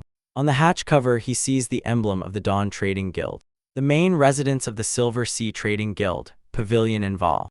N. Gilson says from there leads an underground tunnel connecting to the Lotus Courtesan House, and his younger son found the emblem of the Dawn Trading Guild there. The head of the Trading Guild sits at the table. To his right and left are Soho and the chief inspector. Cups of tea stand before them. Yuso Ak thinks, if this worries him so much, they can simply put the courtesan house up for sale. The boy objects absolutely not. The men look at him in surprise. The chief inspector asks why not. Soho explains they themselves know the courtesan house is one of the 5 most famous escort pavilions in all of Hubei. The wealthy elite and high officials often visit here. He believes he will often have the chance to establish contact with them and earn their favor. And Gilson supports his opinion. Moreover, they will be able to quickly obtain valuable information. The chief inspector adds, not to mention that there they can also distribute goods of their trading guild. Soho says exactly, if they keep the current chief administrator, they won't even have to make special efforts. Everything will go smoothly. In the long term, it's pure profit. Yuso-ak supports him. He fully agrees with the boy. After reviewing the accounting books, the chief inspector realized that he truly has exceptional abilities. Licking his lips dried from nervousness, he flashed his eyes and adds such that you immediately want to take him to yourself and overwhelm him with work. The chief manager of the Lotus Courtesan House, So Suchin, shudders right now. What strange chill ran down his spine. Seeing the chief inspector, Soho thinks that Yuso-ak has a terrible look. And Gilson says that his son handled the situation properly. As a sign of gratitude, he gives him a vacation. The man adds, the situation with the money pavilion was also not easy for him. Let him rest quietly for a few days. The chief inspector, hearing these words, bursts into rage and angrily pounds his fists on the table. He drills the boy with his gaze, trying to instill one thought in him to refuse his father. And Gilson grabs his head and tells his son that he will deal with the chief inspector himself so he can go. Soho gets up and heads to the door. The boy is already in the corridor, but Yuso-ak, who appeared in the doorway, maniacally stretches out his hands to him and tries to grab him by the collar. And Gilson stops him. Passing by the bodyguard, Soho, shrugging his shoulders, says that it gives him chills. She like a ghost who died from overwork. The girl asked in confusion, is there a ghost in the Yunwal pavilion? Soho answers her negatively. He asks her to forget what she heard and follow him. The girl is completely confused. What kind of talk about a ghost is this? The boy's thoughts again stretch to the hatch on which he noticed the emblem of the Dawn Trade Guild. He thinks, in that past fate, high officials were favorable to the Murim Alliance and Beek-Bok. Perhaps that is why they were recruited in that secret place. And now it belongs to him, no to his trade guild. Soho thinks they have outwitted those scoundrels from the Alliance. An overly wide smile appears on his lips. Enam looks at the guy confusedly. Maybe he has lost his mind because of the ghost. Soho remembers the girl whose face was hidden by a mask. If only they had caught her then, they could have learned more. The man tells the security guard that they will not tell the father about what happened in the pavilion. He believes there is no point in worrying him unnecessarily every time. He continues to ponder the stranger. He is sure this girl is a martial arts master, moreover, incomparable to Beek-Bok, and if their guild ever has to fight alongside the Murim Alliance, then they will probably face battles with even stronger opponents. Soho believes that he needs to visit his teacher from a past life, maybe even today. Before his imaginary gaze appears the face of a man who says, if only he had not delayed patrolling that day even for a couple of hours, his son would have stayed alive. The boy stops and sharply turns to the bodyguard. He asks what is the date today, but she does not immediately understand what exactly he wants from her. Soho swears it's today after all. The boy rushes swiftly through the bamboo grove. Behind him follow Enam and some man. In the boy's head, only one thought: Beach has no right to be late. Today, the teacher's eldest son will die in an accident right in this bamboo forest. The tragedy happened while all the adults were at service. Losing step and looking back while walking, he shouts to the guardwoman that he will go first and she should watch the doctor. The girl replies good, the doctor can barely keep up with them. Soho rushes forward. No one expected that the elder son, playing with his younger brother in the grove, would fall and be fatally pierced by a bamboo shoot. A scream reaches the boy brother. He immediately rushes to the place from where the voice was coming. A boy lies in the clearing. A sharp tip of a bamboo shoot sticks out of his body. The younger brother, sobbing, asks what should he do. He tries to stop the blood flowing from the wound with his hands. In despair, he shouts, anyone, please help. Soho stops and listens to determine where the scream is coming from. The boy begs his older brother to forgive him. He says it's his fault, if only he hadn't wanted to play in this forest. Soho's palm falls on his head, assuring him that he is not to blame. The boy says he came only because he called him for help. The boy sniffs. Soho says he did well. A guard appears carrying a doctor in her arms. While the doctor examines the wound, Soho tries to calm the boy, holding him close. Patting him on the back, he mumbles, like this, everything is fine, everything is all right. He is glad that they made it on time and offers prayers to God. Medical Pavilion of the Silver Sea Trading Guild. The bandaged boy lies in bed. The younger brother sits nearby on the floor and rests his head on his hands. A little further away stands Soho, watching them. He thinks that the penetrating wound from the bamboo shoot is a very serious matter. If they had been even a little late, the consequences would have been dire. Maybe in this life he will see a smile on the teacher's face more often. He doesn't even dare to imagine the pain in the hearts of parents who lose their children. Looking at the brothers, he adds in his thoughts, so he will change the future piece by piece, time after time. He thinks that it is finally time for the teacher to appear, and at that very moment the front door opens. The man who burst into the room rushes to the bed and shouts Henjin. Soho thinks, as expected, he has just returned from a mission. He greets him. The man stops. Approaching him, the boy said that his name is En Soho and that he is from the Silver Sea Trading Guild. During a walk through the bamboo grove, he was lucky to come across the boy and bring him here. The man bows low. He thanks the boy and realizes, if not for him, disaster would have happened. Soho replies that there is no need to thank him. He was just lucky to come across the children. Looking at the younger of the brothers, who had just fallen asleep, laying his head on the bed, he said that he had been by Henjin's side the whole time and was stopping the bleeding. The man's hand lies on the forehead of the older boy, who is lying with his eyes closed. He looks at the child with tenderness. A slight smile appears on his lips. The man bows again and says that the boy is very modest. He does not know how he will be able to thank him. Soho squeezes his hands in his palms. He asks him not to worry about it. The boy was destined to live. There is no need to thank him so much. Soho is confused. He did not expect to see the teacher like this. The man looks at the boy's hands. Then he addresses him, calling him a young master. He asks, is it okay if they leave? Soho is worried. Is something wrong? The boy looks at the teacher with a question. The man answers he thinks that speaking about this here is not allowed.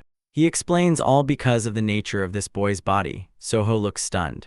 Night forest, the moon disk peeks out in the sky. The man apologizes that the boy had to come here so late and even without protection. Soho replies it's all right. The teacher assumes that he would not want others to hear what he is about to say now. The man looks at him attentively and then says that the boy is smart. Soho thinks, could it be that the internal energy he received from the crystal clear snowy plum changed his body, and the teacher felt it? The man asks, has he already heard about the spiritual harmony of the star dragon? Soho looks at the interlocutor expectantly. He says it seems the boy understands what it is about. For a few moments the man closes his eyes, as if trying to gather his thoughts. He tells the boy that he does not need to worry. The boy is a little surprised and waits for continuation. The interlocutor says when he touched his hand earlier, he felt inside an extraordinarily powerful yin energy. He understood this because he himself studied the ice art. Then he felt that the boy has the spiritual harmony of the star dragon. Soho asks, does he know anything about this? The man says that he once met someone with the same disposition. The boy is surprised, with whom exactly? Does he mean someone with the same condition as him? The interlocutor answers affirmatively. He is very sorry, but he cannot say who it is. Soho replies he dares to assume that the man has reasons for this. He says, and in any case, the reason why he brought him here. The man states that he would like to find out whether the boy agrees to study ice art, which he is familiar with. Soho knew that everything was leading to this, but pretends to be surprised. The interlocutor continues, considering that he saved his son, their meeting, and that he also possesses the spiritual harmony of the star dragon. It seems to him that this is fate. The teacher explains he would like to repay exactly like this for everything Soho has done for him. Barely bowing slightly, he asks the boy for permission to teach him. Everything goes so smoothly that Soho finds it hard to hold back a smile. The boy bows in an appropriate bow. He asks to be taught and calls the interlocutor teacher. The man did not expect him to agree so quickly. Soho explains that Prosperity is an organization that can be trusted. It has maintained relations with their guild for a long time. He would never refuse the chance to learn from one of its leaders. The man replies, good, if so they will start training early tomorrow morning. The next morning Soho and the teacher sit on the steps leading to the house. The man says, this spiritual technique is called Divine Art of the Ice Sea of the Great Yin. He places his palm on the boy's back. He explains that internal energy is already circulating in his danshin. It remains only to memorize the current flow and reproduce it himself. He still keeps his hand on Soho's back. Under the palm, the internal energy grows. For a while, they still sit motionless. The boy closes his eyes and folds his hands on his knees in front of him. Soho's aura already envelops them both. The teacher thinks that all this is extremely strange. The boy's meridians are already open. He removes his hand from Soho's back. The man calls him, naming him a young master. The boy barely opens one eye. The teacher asks, does he already know about this spiritual technique? Soho answers it can't be. He had already forgotten that he opened all his meridians. The man asks, was there a moment when his life was threatened because of his yin energy? The boy carefully explains, actually, not long ago he swallowed miraculous medicine and it almost finished him off. He thinks he's not even lying almost. It was really unbearably hard for him. The teacher believes that explains everything. They say this spiritual technique was invented in ancient times when their ancestors were threatened with death from the cold and their survival instinct awakened. He says that it seems something similar happened to him too. Soho does not like to lie, but can he tell the truth? He thinks the teacher will find it hard to accept. The man lightly touches his shoulder with his hand and calls out, pulling him out of his reverie. The boy turns his head toward him. The teacher says this is a good sign. Since the boy is already ready to use spiritual techniques, they can immediately move on to endurance and strength training. He suggests starting right now. Soho is surprised right now. He clearly did not expect the training to progress so quickly. The teacher promises that he will push him so hard that he will beg for mercy. The boy is frightened by such enthusiasm. The man says that he saved his son's life. Therefore, he was going to do everything possible to make his lessons help the boy preserve his own. Soho sits at the table, immersed in studying papers. He performs physical exercises. A full water container is tied to his back. A young maid watches his actions with admiration. The bodyguard and Palgek stand aside. The boy again immerses himself in documents, a nightly endless cycle of work and training. He recalls the teacher's words. He said he would assign him homework every day. He will train even during work. Soho dreams that during his future vacation, he will just lie in bed and do nothing. Cho Yan-en's personal assistant approaches the chief inspector's table and reports that a guest has arrived. Yu So-ak shouts, doesn't she see that he is very busy, and explains that this is Mr. Sun. The chief inspector calms down. Now that's a different matter. He gets up from the table, stretches his shoulder, and heads to the exit. He asks Soho, what are you doing, and orders to prepare. He is a bit surprised. Am I going with him? Holding his head, the chief inspector says, if Mr. Sun is here, then he needs to talk to him about something, and usually this results in even more paperwork. He explains to the boy that his desk is already piled with papers, so Soho will take care of the documents on this matter. If he personally discusses everything with him and then relays it to the boy, he wastes time, no efficiency. Soho thinks he needs to get out of this place. The chief inspector entrusts him to do everything because he himself is too lazy. When Yu So-ak heads to the exit, he orders the assistant to make sure everything is fine with the young master. He promises that when he returns, he will give her even more work. The woman is delighted. Cho Yan-en approaches the boy and attacks him with a rope in his hands. Several people are seated around the round table. The head of the trade guild, Silver C.N. Gilson, tells the guest sitting opposite him that they haven't seen each other for a long time. The landowner of Chenyang district in Hubei province, Song Zhangjiu, replies, indeed so. The man is confused that at the table sits a bound person and the one trying to free himself, so his mouth is also tied. The chief inspector, noticing his gaze, asks the man to forget about it. This is his slave. There is a short pause and Yu So-ak continues, a worker who works for him. But Sun Zhangjiu thinks the man meant to say slave. Stretching for the cup and taking a sip, he announces that he has come to them to ask for help. N. Gilson asks, is there a problem?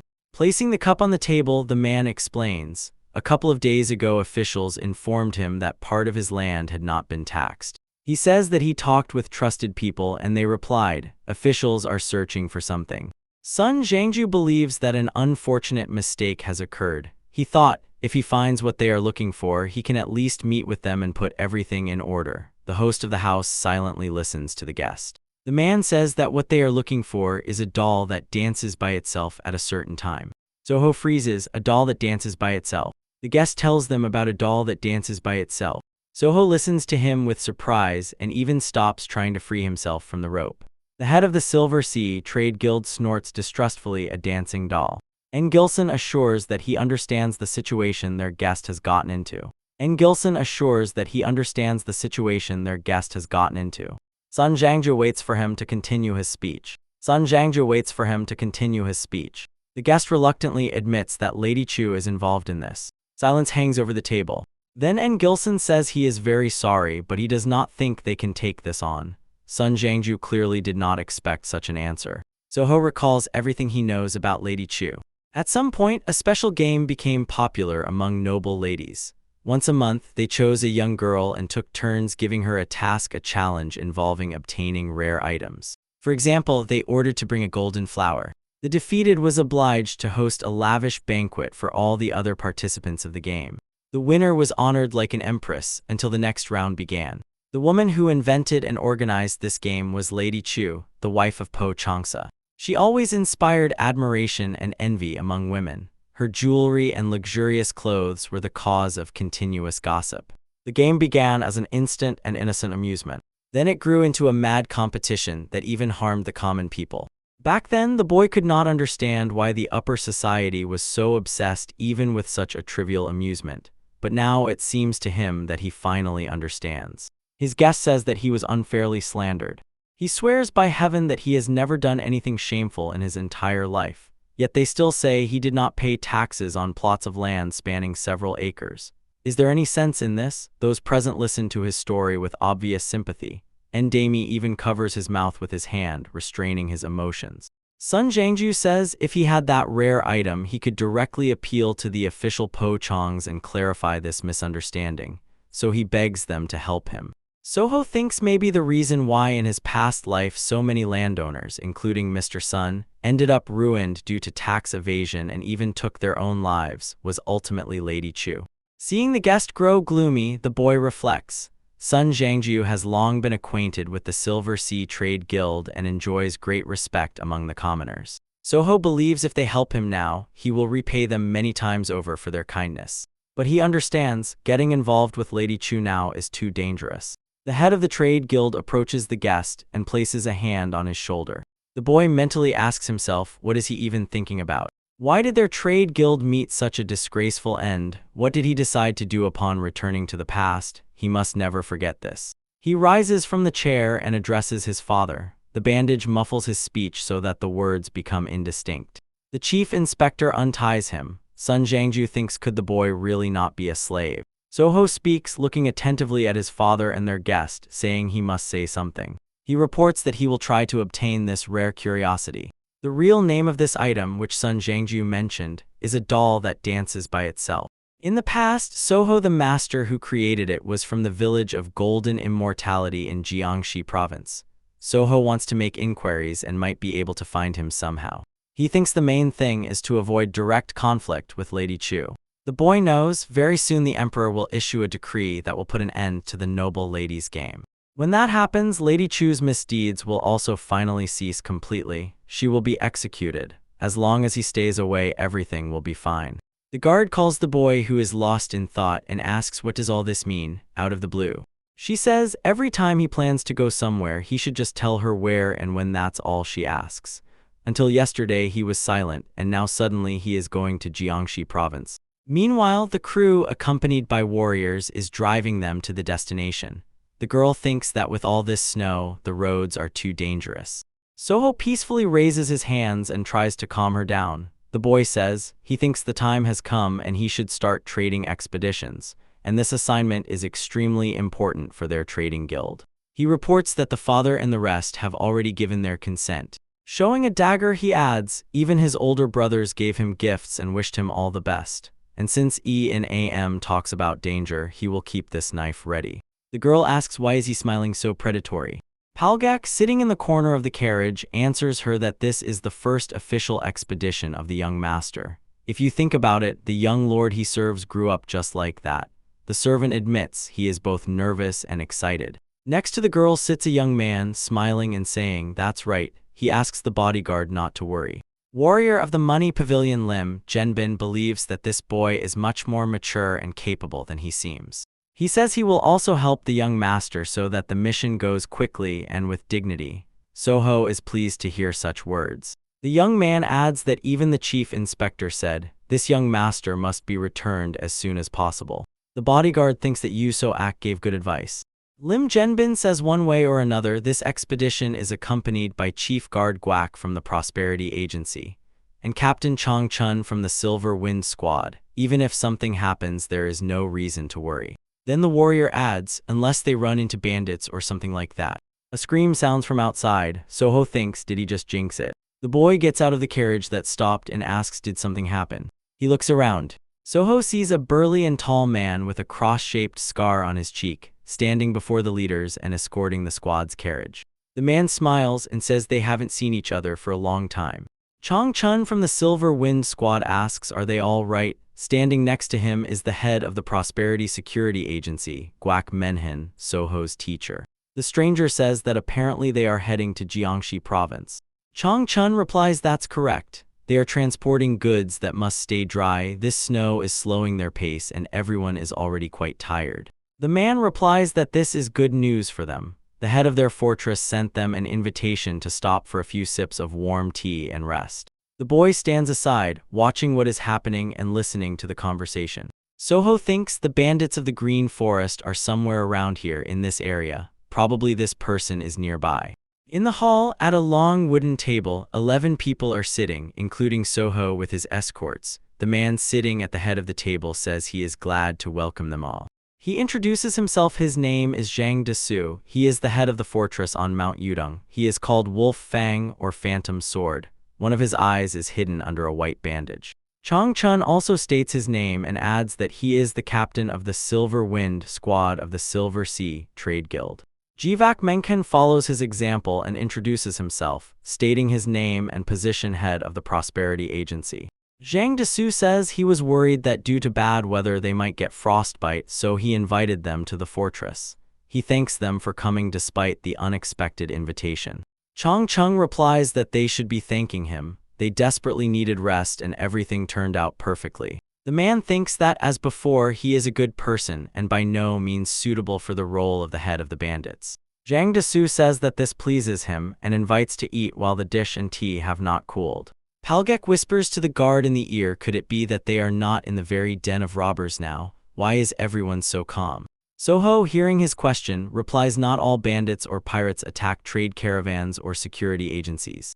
At that time, scoundrels who rushed into battle without a plan quickly died at the start route and branch. However it may be, usually, if you stick to conventionally approved roads, you can travel without problems. Palgek exclaimed excitedly, his answer is true mastery, young master, real expert. The silent guardian looks at Soho in surprise.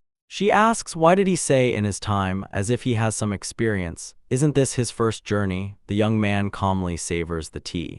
Setting down the cup, he turned to the girl and replied this is what his brother told him, calling it a very important piece of advice.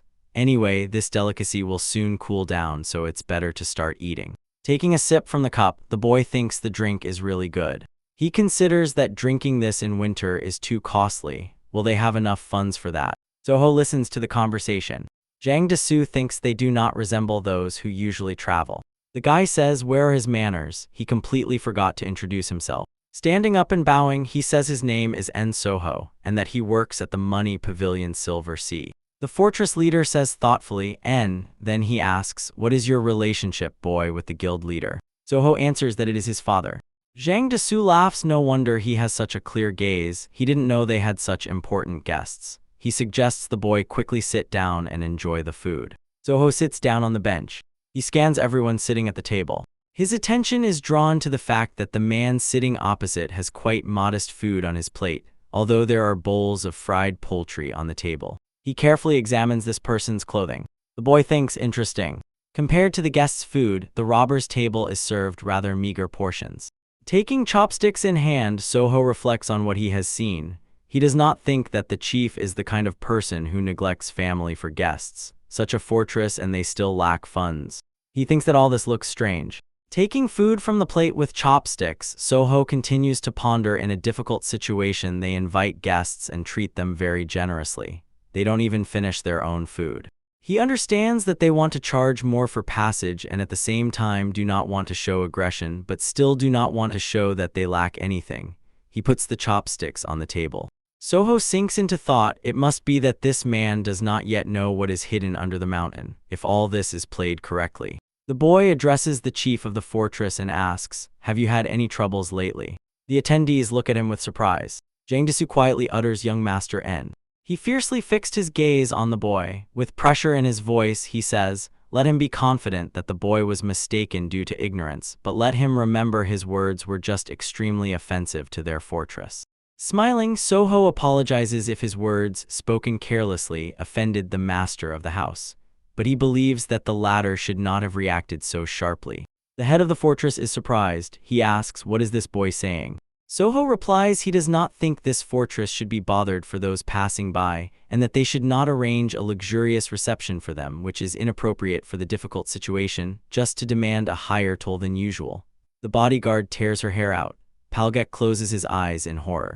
Changchun thinks, how did the young master learn about this? Soho scans the dishes on the table with his eyes and concludes his speech with the words while everyone around pretends they have eaten their fill.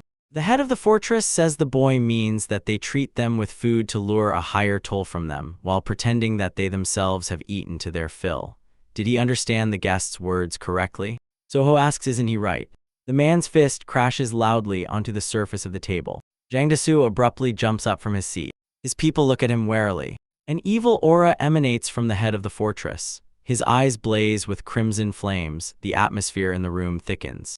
Nam thinks the boy has completely lost his mind. And what are they supposed to do now? Palgek covers his mouth with his hands in horror. He says goodbye to everyone, saying they will see each other in the next life. Zhang Desu starts laughing loudly. Those present look at him, warily not knowing what to expect. The man continues laughing, and a faint smile appears on Soho's lips. The head of the fortress apologizes for the poor performance. The man, scanning the exhausted faces of his subordinates, admits, the boy is absolutely right. His hand clenches into a fist as he says that this winter, more than ever before, so much snow has fallen that the year is definitely not the best for the fortress. But judging by the fact that he raised this issue at the risk of being misunderstood, he has some kind of plan. He looks observantly at Soho, who is sitting in front of him. The boy thinks the man is too generous for a bandit chief. Even in his past life, he did not consider him someone who would spend his whole life engaged in criminal activity. Soho replies, of course. Zhang Desu looks at him with hope. The guy says a fairly simple and effective method. The fortress commander says, well, he is confident in himself. And what kind of method is that? Soho thinks that the situation needs a little shaking up. He says before continuing he wants to find out something. This sword lying behind the man belongs to him. It seems he takes great care of it. Looking at his weapon with pride, Zhang Desu says, of course. For a martial arts master, the sword is an extension of his body, and taking care of it is fundamental. The fortress commander asks, what does this have to do with the method the guy just talked about? Soho wonders, is Mount Yutun really less important than this sword? Zhang Desu does not understand what he wants to say by this. This mountain is all he has. How can a boy say such a thing? Soho asks, so why does no one care about her? The guard is ready to kill him. When will he finally stop? The fortress commander asks what does he mean when he says he does not care about sorrow. Points a finger at the window. The boy utters only one word, snow. Then he explains fewer and fewer people come and go because of the snow. Isn't this the reason they collect less duty than usual? The robbers listen to him attentively. Soho says they barely managed to get this far, and that means groups smaller than them won't even try to do it.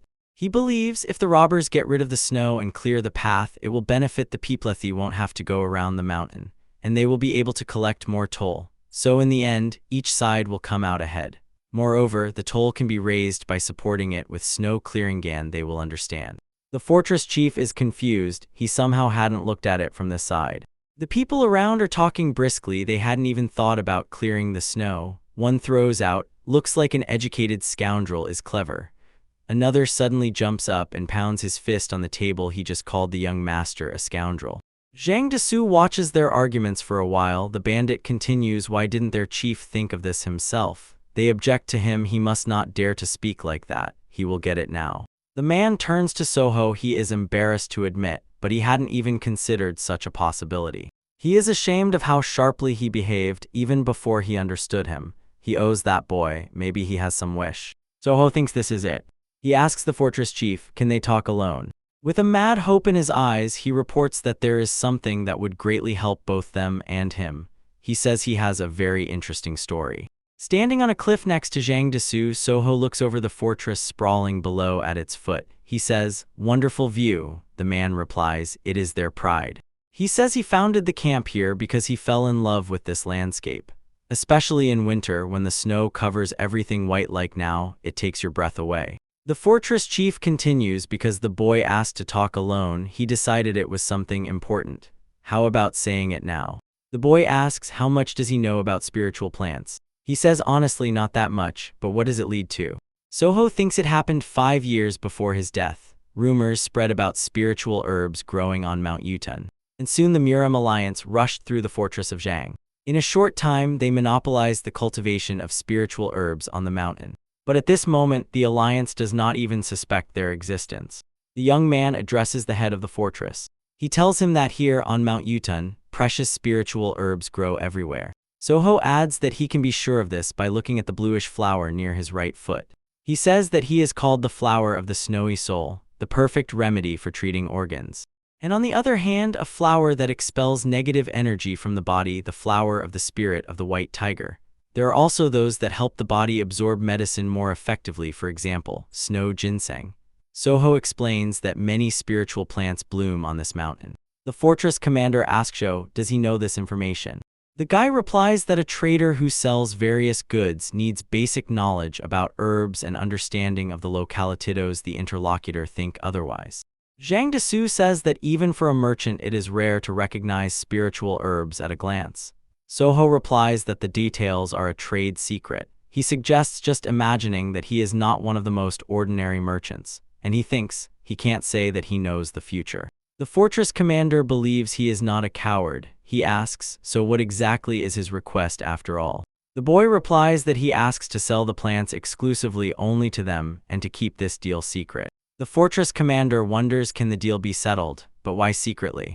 The guy explains the prospects to him. He says that if they find out about them, it will become a headache for both of them. They might run into competing trade guilds. Soho explains that they will then have to guard these lands from thieves. The man agrees, and that's true. These grasses are very unusual. External interference can create a problem. He angrily adds, like those thieves who commit all sorts of crimes under the mask of righteousness. Soho looks at the interlocutor in surprise. Could he really be talking about the Murim alliance?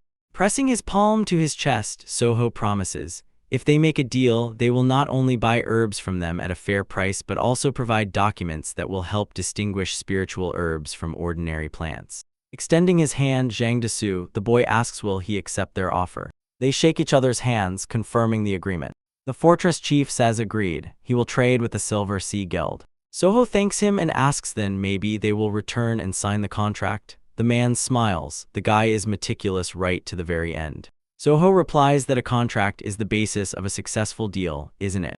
They return to the fortress where the boy's companions stayed. Soho enters the gate and suddenly freezes in surprise. He stretches out his hand palm forward and shouts wait. Joyful Palgak squeezes him in her bear-like embrace, rejoicing at the return of the young master. Soho asks his companions gathered around them what all this fuss is about. Palgak explains that he had been absent for so long that they thought something had happened. A voice sounds near the boy's ear. Fortunately, everything turned out fine. Next to him stands Chong Chun, captain of the Silver Wind Squad. He says, even considering that it was the boy's request, letting him go alone without escort was extremely worrying. Soho assures that everything is fine. If something were wrong, he would not have asked for a personal meeting. Everyone made too much noise. Zhang Desu enters the gate and people greet him. He says that the young Master N is stronger than they think. Even among those present, his skills are at the highest level. Captain of the Silver Wind Squad says excuse me, but the head of the fortress steps forward. Zhang Desu demands everyone's attention. The man says from today they accept N Soho from the Silver Sea Trading Guild as an honored guest and treat him with respect. He demands to treat the boy and his companions with exceptional hospitality. Soho looks a little confused. The fortress commander says he does not want to become infamous as a shameless person who takes a toll from the man who saved his life. Let everyone keep this in mind. Soho extends his hand and the bodyguard places a pouch of money into his palm. To her surprised look, he replies that he cannot just leave after what he has received. He hands the money to the head of the fortress and says, if he feels uncomfortable accepting it, let him consider it not a toll, but an advance payment for the deal they made today. Zhang Desu snorts. Does he really have to win at everything? Well, alright, he will gladly accept them. Soho hands the pouch to the man. The boy turns to his companions and says, "Well then, since they are in a hurry, it's time to hit the road." Zhang Desu thinks that the younger son of the head of the Silver Sea Trading Guild, despite his youthful appearance, is brave and smart. He reminded the head of the fortress about an old friend. The man plunges into memories. He stands unable to tear his gaze away from the burning building. A warrior shakes his shoulder and demands that he come to his senses. He says to Zhang Desu, even if he does not dream of revenge, just move to shelter. Taking his sword, the warrior says, from this moment on, he will have to hide his combat skills from them, so he will have to change his weapon as well. Looking him in the eyes, the warrior says, demanding he must survive. The very young Zhang Desu, on whose eye a fresh scar has just appeared, looks at him confused. He adds, no matter what happens, the young lord must survive. The grown-up Zhang Desu mentally addresses that warrior. Now that he has met a young boy as brave as he is, he cannot help but recall the past. The head of the fortress watches the guests as they depart. He raises his face to the sun, and a faint smile appears on his lips. The man continues the internal dialogue. Even though he told him not to dream of this place, how can he live with the shame that he abandoned him and their family? The man understands that nothing can be fixed anymore, but he is curious how long this youth, so much like his savior, will stay. Soho, resting his head on his hand, admires the beauty of nature, looking out the carriage window. Soho looks around. He has just found himself in some strange emptiness. The boy does not understand where he is. He cautiously looks back. Near his feet lie the fragments of a broken doll that can dance. He looks distrustfully. Why is she here? Some sound is heard, either a sigh or a moan. The boy understands that there is someone else here. He sees lying bodies and nearby a small figure twisted in grief, calling for mother and father. The boy thinks a child. Soho approaches him and asks if he is okay. Suddenly, a child's hand stained with bloody spots grabs his kaftan hem. The child reaches out to him and begs, "This time save me." Soho wakes up in bed. Someone calls him, addressing him as a young master.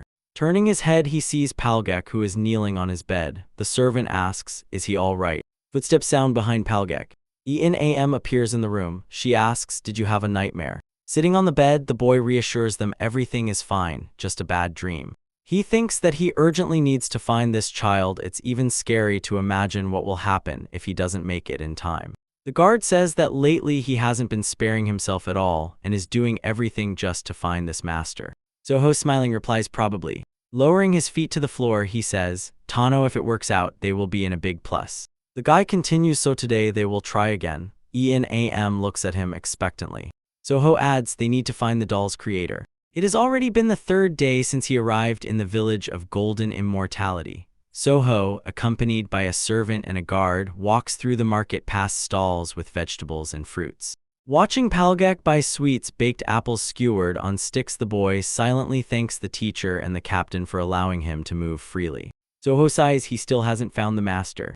According to confirmed data, at that time the master lived here, in the village of Golden Immortality. There was even a hint that he lived in a house with a Paulownia tree. Soho thinks that with such signs, finding the house won't be difficult. He notices that Paulownia trees grow near almost every house.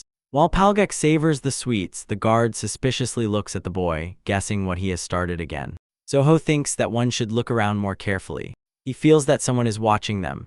Again, he feels a foreign gaze upon him. As soon as the rumors spread that he arrived in the village of Golden Immortality, someone relentlessly gets on his tail. Soho understands they are afraid that the Silver Sea might disrupt their trade routes. The bodyguard says it seems they are being watched again. He agrees it looks like it.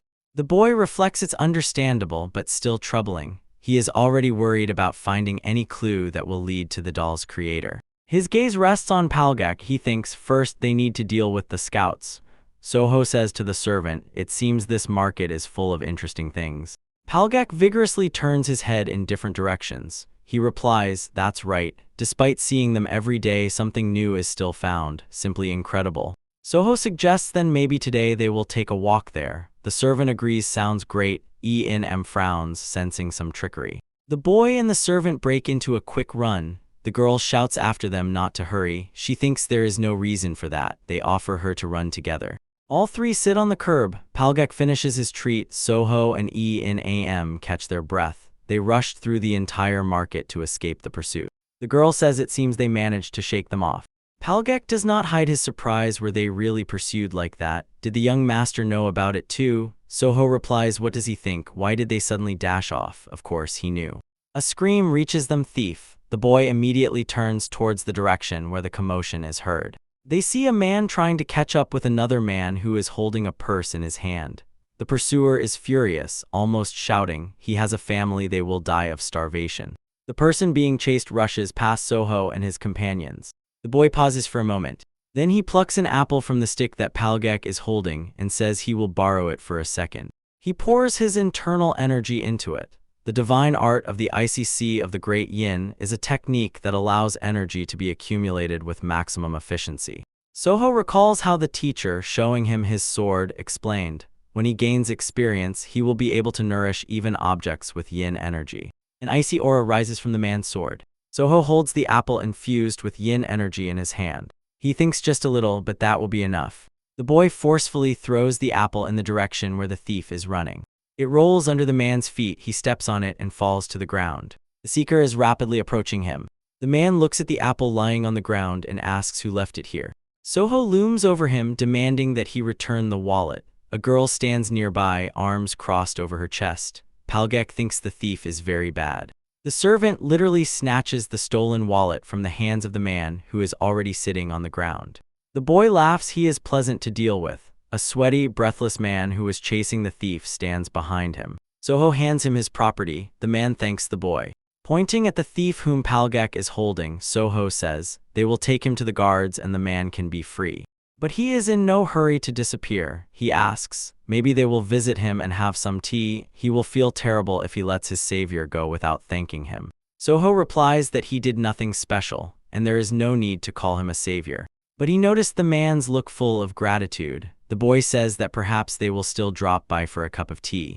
He leads them to a small house near which a tree grows. The man invites them inside. He says they live very modestly but are always happy to see guests. Soho objects. He thinks it is very nice and cozy here. A girl and a boy a little older than her run out of the house. They joyfully greet their father. Children tightly hug the man. He presses them to himself and asks did they have a good time. Looking around, he explains to the guests that these are his children. Then he orders his son and daughter to come and greet their companions. They greet Soho. He is stunned. Why? Wait a minute. This is a house made of Paulownia wood, and that boy he saw in a dream. Soho, sitting at the table, says, this boy, could he really be the creator of the doll he is searching for? The bodyguard suggests simply asking the boy, can he make dolls? The boy agrees. Well, it seems there is nothing better than a direct approach. The boy so strongly reminds him of the child he saw in a dream. His thoughts are interrupted by the sound of the door opening. At the threshold, holding a tray in his hands, appears the owner of the house. He says that they have probably been waiting for him. The man puts the tray on the table on which cups of tea stand and apologizes to them for not being able to offer anything better. Soho takes a cup and says he has nothing to apologize for. He believes this tea has a rich, intense aroma and he is very impressed. Then he thanks the man for the treat. Leaving the tray on the table, he says that he has not introduced himself yet. Slightly bowing, he informs that he lives here in the village of Golden Immortality and makes pottery. His name is Gun Dewey. He thanks the guest again for the help. Soho approaches him and replies that anyone in his place would do the same. If the man continues, he will start to feel awkward. He asks the master of the house, what are the names of his children? He replies that the elder son's name is Gun Mill and the daughter's name is Gun Ray. The guy thinks it's time to introduce himself too. He says his name is N. Soho from the Qingyang district in Hubei province. Then he thanks the man for the warm welcome. Gong Dui, looking at the guest's luxurious outfit, says he is a stately person but at the same time shows interest in his petty situation. Because of this, Gong Dui feels uncomfortable. Soho denies not at all like that. Unlike Hima's simple merchant, Gun Dai's father raising two children deserves much more admiration. While they talk, Palgek plays in the yard with the children. Soho tells the stunned man that he is by no means that experienced in this, but he heard, raising children is like governing a state. They stand in the open doorway and look into the yard. The man replies, indeed, this is not an easy task. He admits that he often regrets he cannot give them more. The guy says it may seem confident, but seeing the children bright and cheerful, he would say that the man has already done a lot. Soho's attention is attracted by a toy cart with spinning wheels. He asks the children, "Did you make this?" The girl replies that her brother made this device and says that he made a bunch of other things too. The boy's eyes flash with delight. It's the Takanka self-propelled. He takes the toy in his hands and examines it carefully. A bit rough compared to what he saw in his past life, but it is definitely a cart that starts moving on its own as soon as the gears are turned and it is placed on the ground. Soho recalls that such toys were popular among rich children. He cannot even believe that a child could have done this. He understands, in that case the boy could have created a dancing doll too. The guy says that it is really impressive, and asks, has Mill accidentally already managed to make something similar? The sister is ahead of the brother, who is ashamed and shouts of course he hit. She immediately runs away swiftly, and then he returns holding a wooden doll in his hands. Looking at her, Soho realizes this is exactly what he was looking for. Compared to that intricate doll he remembers, this one is rather rough, but if the boy is just at the very beginning of the path, then probably this level of work is what can be expected from him. The girl places a toy on the table where Soho and her father are sitting.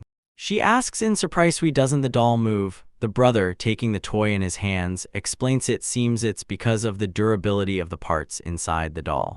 The boy explains, earlier when he turned this gear, the bubble inside the fish created elasticity and the doll moved by itself. He adds sadly that it is made from what was thrown out of the market, so probably everything broke quickly.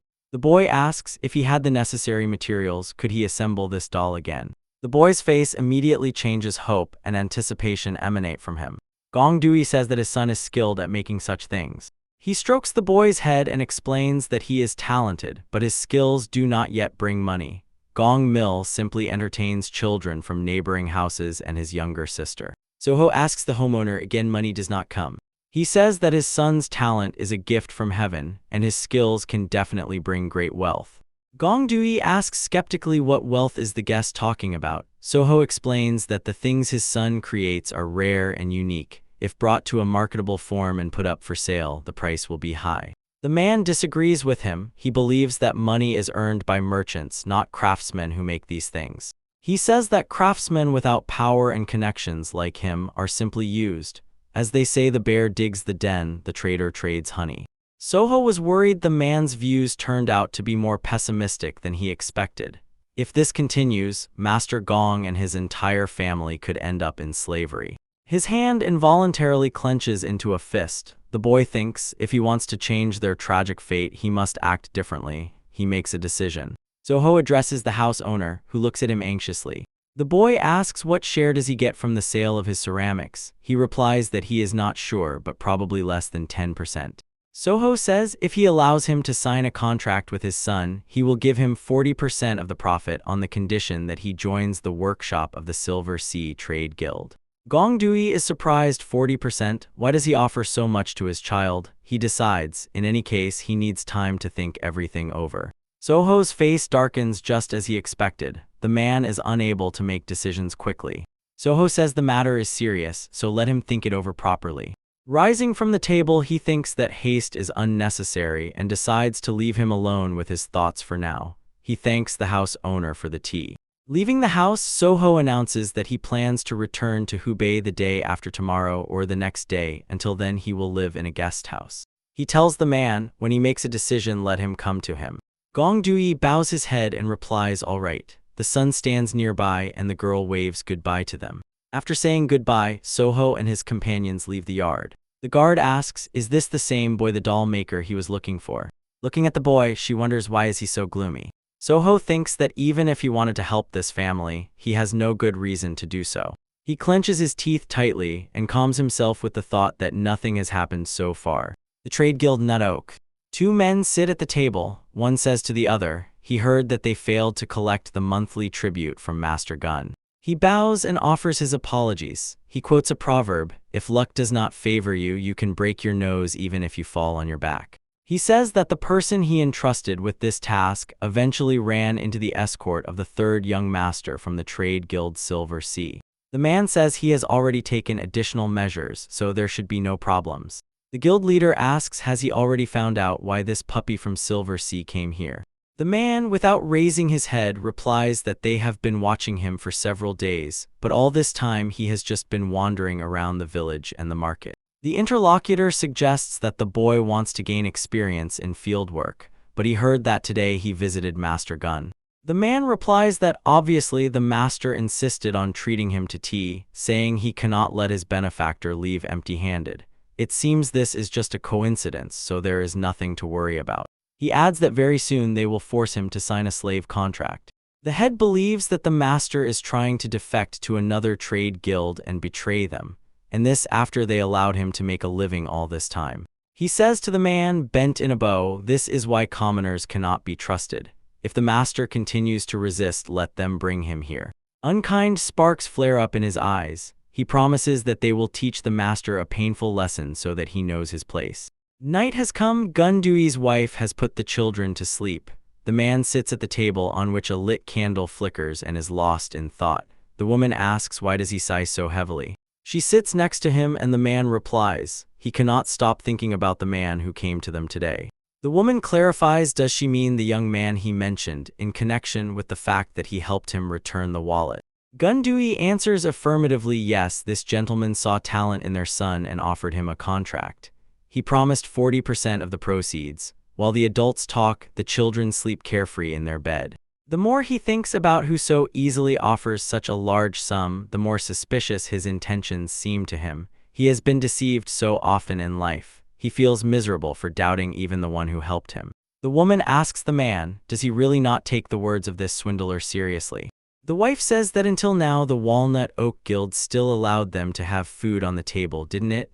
Gundui asks, what is she even talking about? Has she forgotten how they treated him all this time?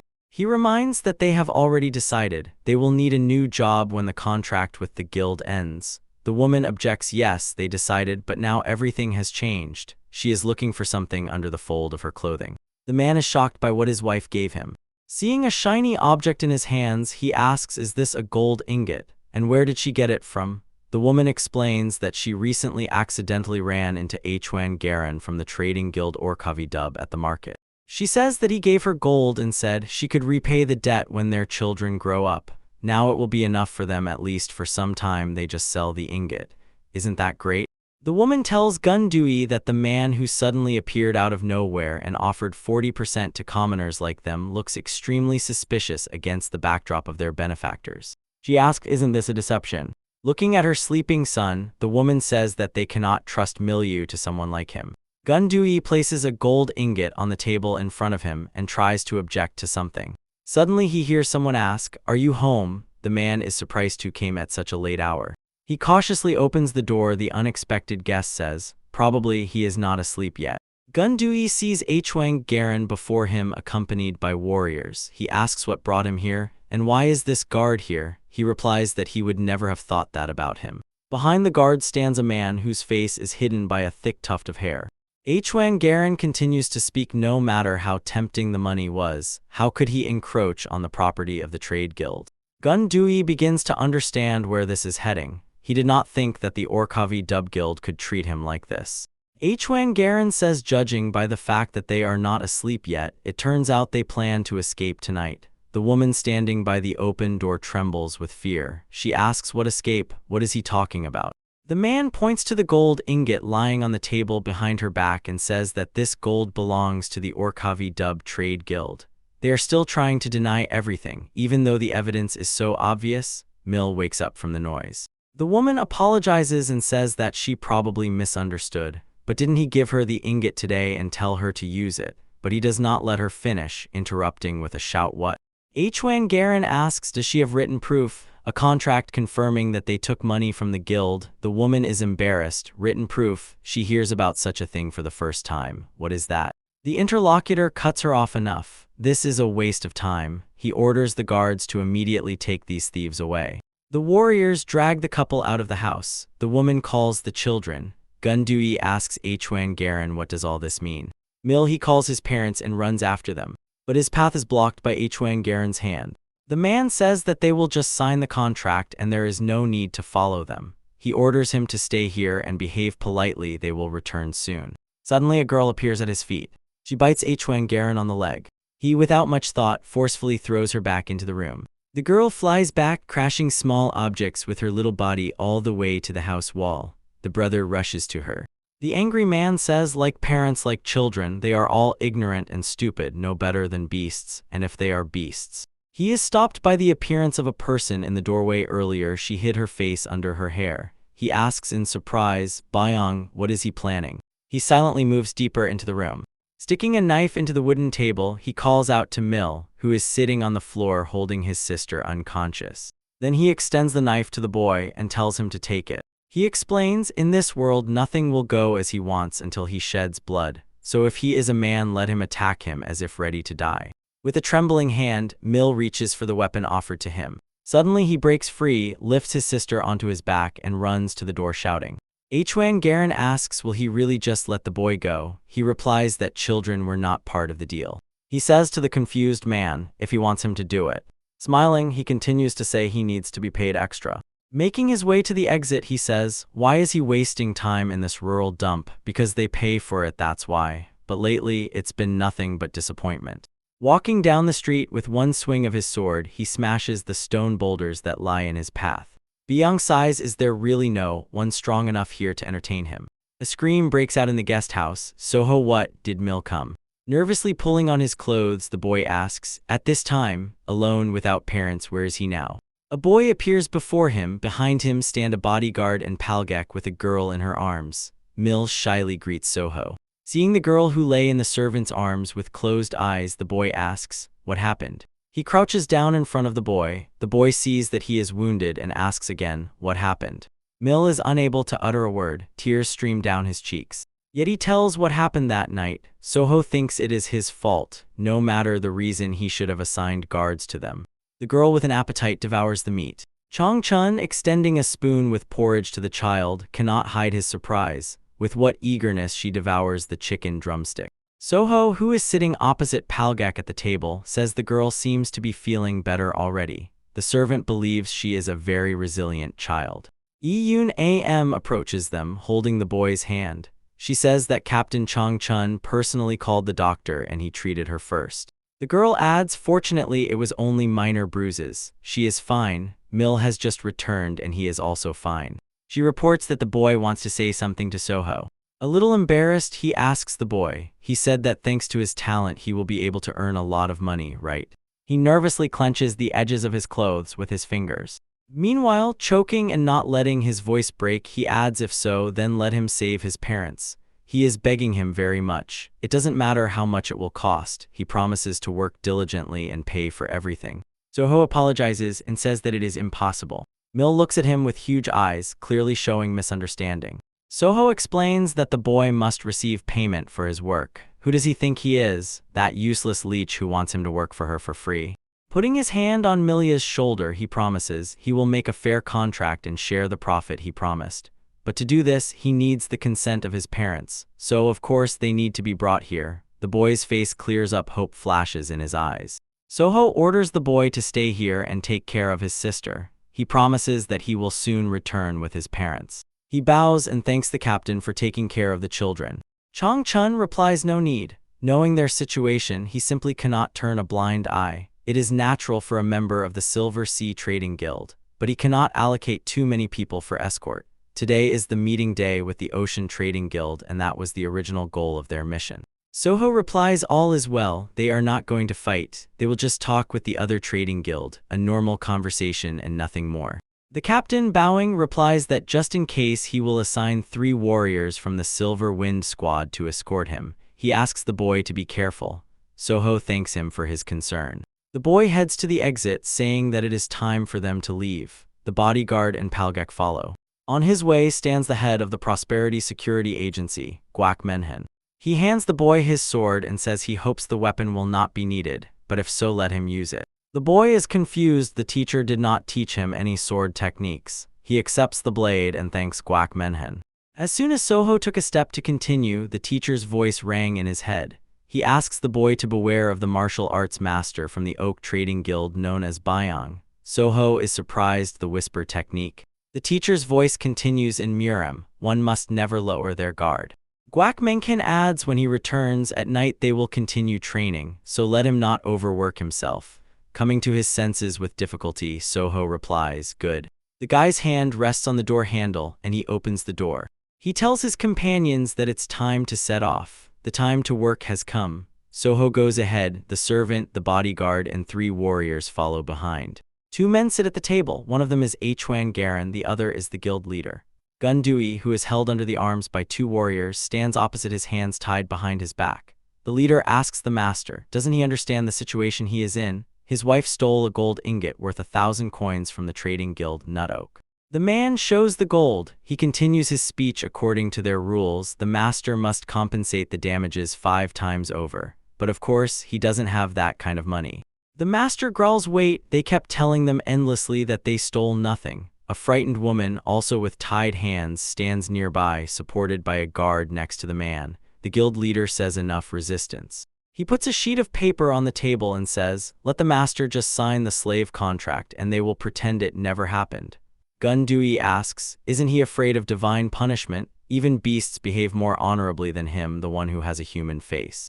Hwan Garin jumps up to him and hits him in the face. He says, here the word of the master is law. He continues to beat the master, explaining that the future slave must not talk to his master like that. As long as the master is kind, it's better to obey him. The beaten Gundui sinks to the floor. The guards holding him do not let him fall. The wife rushes to her husband, but she is held just as firmly. The man sitting at the head of the table quietly laughs and reminds Hwan Garin, after all, they agreed. No violence. He suggests settling this humanely and asks the master to imagine what will happen if he reports the theft to the authorities. He continues to insist that the master's wife and his children will be sold to an unknown harsh place. Isn't it better to work for him instead? Gundui asks, so all this is because he was going to join another trade guild at the end of the month. He insists on an answer, and all because of this. The guild leader replies that he does not understand what he is talking about. Then he adds, if the master intends to complicate the situation, well, so be it. They will simply hand them over to the authorities. When they are sold into slavery, they will learn the lesson through suffering. Many cannot endure such harsh conditions and take their own lives. He says, judging by Gundui's stubbornness, perhaps his children can endure more than others. The master apologizes to him. The man feigns a sigh. Has he really aged so much? His hearing is not what it used to be. Hwan Garin says, now they will check whose hearing is off. He shouts at the master that he can't even apologize properly. Gundui bangs his forehead on the floor and shouts, forgive me. He assures that he is telling the truth and asks for forgiveness. He admits he behaved like that, not knowing his place. He promises that he will sign a slave contract or whatever. He only begs spare the children. He asks to forgive them. The man orders to release the master, and the warriors carry out his order. With a wave of his hand, he ordered Hwan Garin to carry the contract and said, wouldn't it have been better to do this from the very beginning? Rising above Gundui, who is kneeling, and handing him the paper, he says some only understand force. An unexpected blow literally knocks him off his feet. The broken door knocks the man off his feet, and shattering into pieces covers him. The voice hits the mark. Some understand only when they are smashed against the wall, some like him. The last words to the frightened and confused Hwan Garin. Soho threw the sword over his shoulder and added that actually, he just wanted to talk. By kicking the splinter that broke off from the door, he utters this, and now, since they have already broken down the door and everything else, it seems a little fight awaits them. He places the sword in front of himself and asks, who goes first? Hwan Garin, stunned by his behavior, cannot utter a word. Meanwhile, the guards lift their master and shake the clothes off him. He asks his companion, who is this boy? The companion answers, the younger son of the head of the Silver Sea Trade Guild. The man, who has already come to his senses, exclaims, ah, so it's him, the puppy of the Silver Sea, who has been wandering around the village of Golden Immortality for the last few days. The boy finally understands who has been watching him all this time. Soho tells him that he knows everything about him. He doesn't need to chase after him to know that. The man gets angry, shouts for him to watch his language. What could he possibly know? The boy replies that he is trash who deceives defenseless people, forcing them to sign a slave contract. Soho calls him a creature living by restless greed, a beast who has abandoned his humanity. He adds that the man is also quite a coward. Just the mention of the Silver Sea Trade Guild is enough to scare him. After that, he sends people to watch their representatives. Her bodyguard says that he even looks like a swindler. She is convinced potential business partners, just seeing his face, will refuse to cooperate. Because of people like him, traders are spoken of as swindlers. Palgek adds, and his little beard like a crook's is very timely, it suits him. The man is filled with rage. He tries to somehow respond to the insults. Soho, without listening to him, asks the girl, what if the bearded swindler like him confesses his feelings? And she says that he would immediately be hit with a bamboo stick. The enraged master of the house shouts, seize him immediately. The warrior drew his blade and approached the boy. The other guards are to follow his example. 3 armed men rush forward toward the boy, who calmly awaits their approach. Soho's face expresses boredom. The bodyguard repels the warrior's attack. Smiling, she says that she hasn't warmed up in a long time. She strikes one of the opponents with a blow, and immediately the blade pierces the second guard. She easily deflects the opponent's attacks. One of the guards tried to sneak up from behind, but the girl, without turning around, kicked him. Delivering the final blow, Ian AM says done. The Soho warrior escorts exchange glances, admiring the girl. The boy says, now that they have cleared the trash, maybe we can talk. Then the guild leader rushes at Hwan Garen, shouting, what is he doing? He must stop the boy immediately, and the boy replies, the Lord knows he can't fight. The man shouts, where is Byung? He hired him exactly for this. A mercenary appears in the doorway. He asks, are you looking for him? The head of the guild Oak Tree shouts, yes, where has he even been? Is he going to earn his share? Byung mockingly asks, fate. Looking at the situation, it doesn't seem the man can even pay part of it. The leader asks confusedly, what did he say? The mercenary says they will change the terms. If the leader pays 10 times the usual amount, he will get him out of here instantly. The man curses but still agrees to pay. Hearing that his terms were accepted, Byung draws his blade. Soho shouts to the warriors to dodge, but they fail to avoid injuries. Drops of blood scatter across the hall. One of the warriors crouches and grabs his head.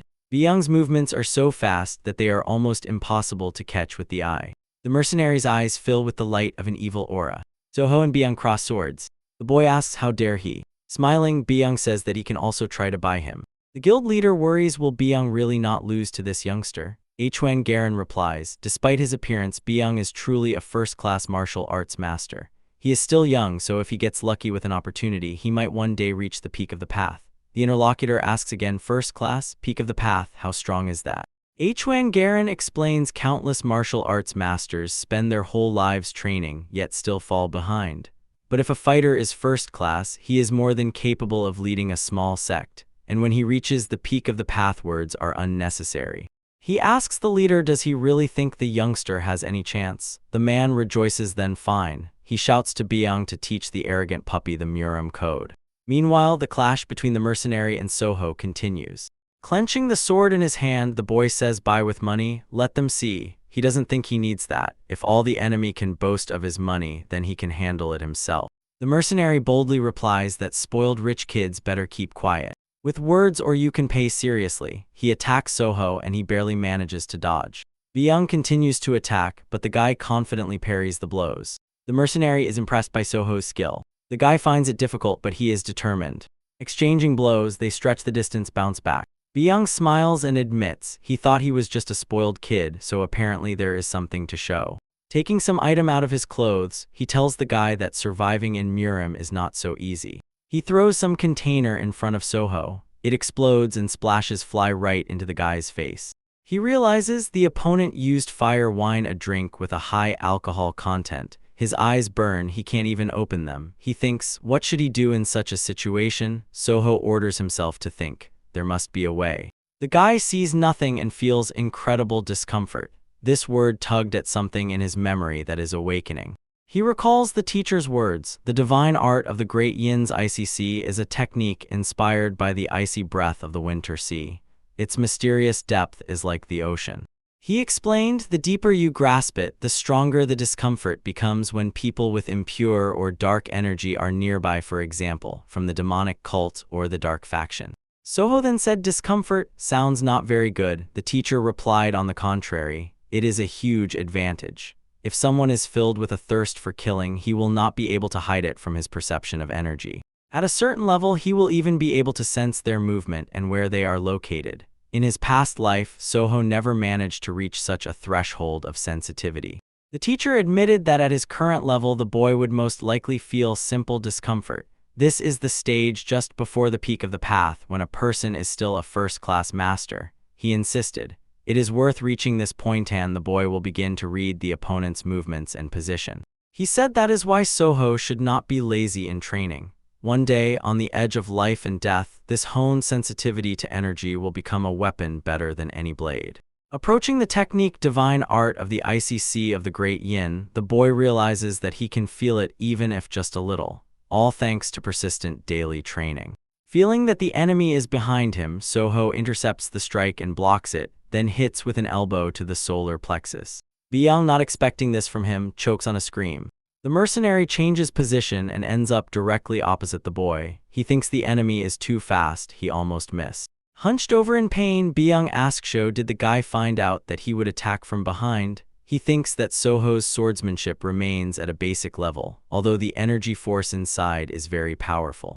Rubbing his eyes, the boy replies, who knows? If he's so curious, let him pay. He knows information is never free. The mercenaries are angry, they shout, curse, and insult the boy. The bodyguard and servant try to save the warriors. They press their wounds with their palms.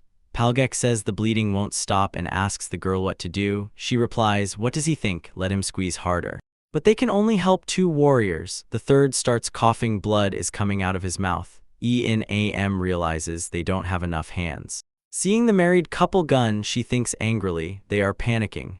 Meanwhile, the master tries to calm his wife, holding her close. Her gaze jumps to the guild leader and Hwan Garan, who are suggesting the gentlemen leave here. She screams wildly, come here quickly and help stop the bleeding, immediately. Both men, frightened by the stern shout, immediately rush to carry out the order. Meanwhile, Byung attacks Soho again, and the young man, taking only a small step back, avoids the blow. He trips him and the opponent falls to the floor. Byung tries to catch his breath. Soho thinks it's time to wrap up. The mercenary thinks the opponent is dodging all his attacks as if anticipating them. A smile appears on his lips. How much time has passed since someone managed to entertain him? He throws his sword aside. Soho is surprised. Why is he suddenly surrendering? The mercenary explains quite the opposite. The reason he took the sword is that he does not want to stain the art of his sect with dirty work. He takes a fighting stance. With surprise, Soho listens to the words of Byung, who acknowledges his strength. The mercenary addresses him with respect and declares that now they will fight for real. The boy hides the sword in the sheath. He says, that's why the supposed martial arts master has such a dull swordsmanship. Now everything has fallen into place. He throws the sword to the servant. He catches it on the fly. The bodyguard does not like this. She asks what he has in mind. So he solemnly responds to the opponent, giving his full name and his guild. He says, since that one fights with fists and palms, he will also oppose him with the martial arts he has learned. Soho recalls that in his past life martial arts were simply a way to survive. He is sure this will never change. The young man, calling the opponent a mentor, asks, teach him something good. Byung is pleasantly surprised by such an address. He says he likes Soho and promises to show him a couple of tricks. The boy, standing in a fighting stance and waiting for the enemy's actions, thinks that now everything is different. In this life, he wants above all to become significantly stronger than he was in the previous one. Meanwhile, the mercenary attacks Soho. The boy successfully blocks his strikes. Byung runs up to the pursuing strike double viper. The young man has to retreat. He takes a step back. Soho sees the mercenary's brazen behavior has vanished without a trace. He understands that the enemy's martial art is truly dangerous. Continuing the attack, Byung thinks that in the clash everything immediately becomes clear. He definitely surpasses this youth. But he does not understand how does this boy block all his strikes. The mercenary asks the question, why can't he even reach him? Byung thinks that the boy's eyesight is no better than his. He has not studied the art of his sect, so how? The mercenary takes a powerful punch. He sees the sky above him, crows circle around. Byung, still a teenager, asks himself, will he die? A man who approached addresses him, completely exhausted and sitting, leaning against a stone wall. He says that a child should not have a look like his. This man calls him a lost child. He extends his hand to him and says, if he does not want to die here, then why not go with him? Byung sees the smiling face of this man. He is already grown up. His strong hand grabs the man by the collar of his shirt and lifts him off the ground. He wheezes in the silence. Why is he doing this? The mercenary answers briefly as his employer asks him to. His victim promises that he will pay more. She asks, how much was he given? Byung looks at him coldly and asks, and how much can he give? He is slapped and he listens to the teacher's words, who reminds him. He said do not use martial arts against the defenseless. The man tells him if he keeps falling down, he may never show up before his eyes again. Let him never return. Byung asks him not to make so much noise. Still, he came only to say goodbye. The interlocutor calls him ungrateful, but a bloody cough prevents him from finishing the phrase. Byung cold-bloodedly watches as the exhausted old man sinks to the floor. He, not respecting much, calls him a monk and says that he grew up on the street and saw nothing else, so what is wrong with earning by violence? The old man replies, he is a fool. The monk says that in his martial art there is neither meaning nor soul, and all because his fists are pursued by greed. One day he will remember these words.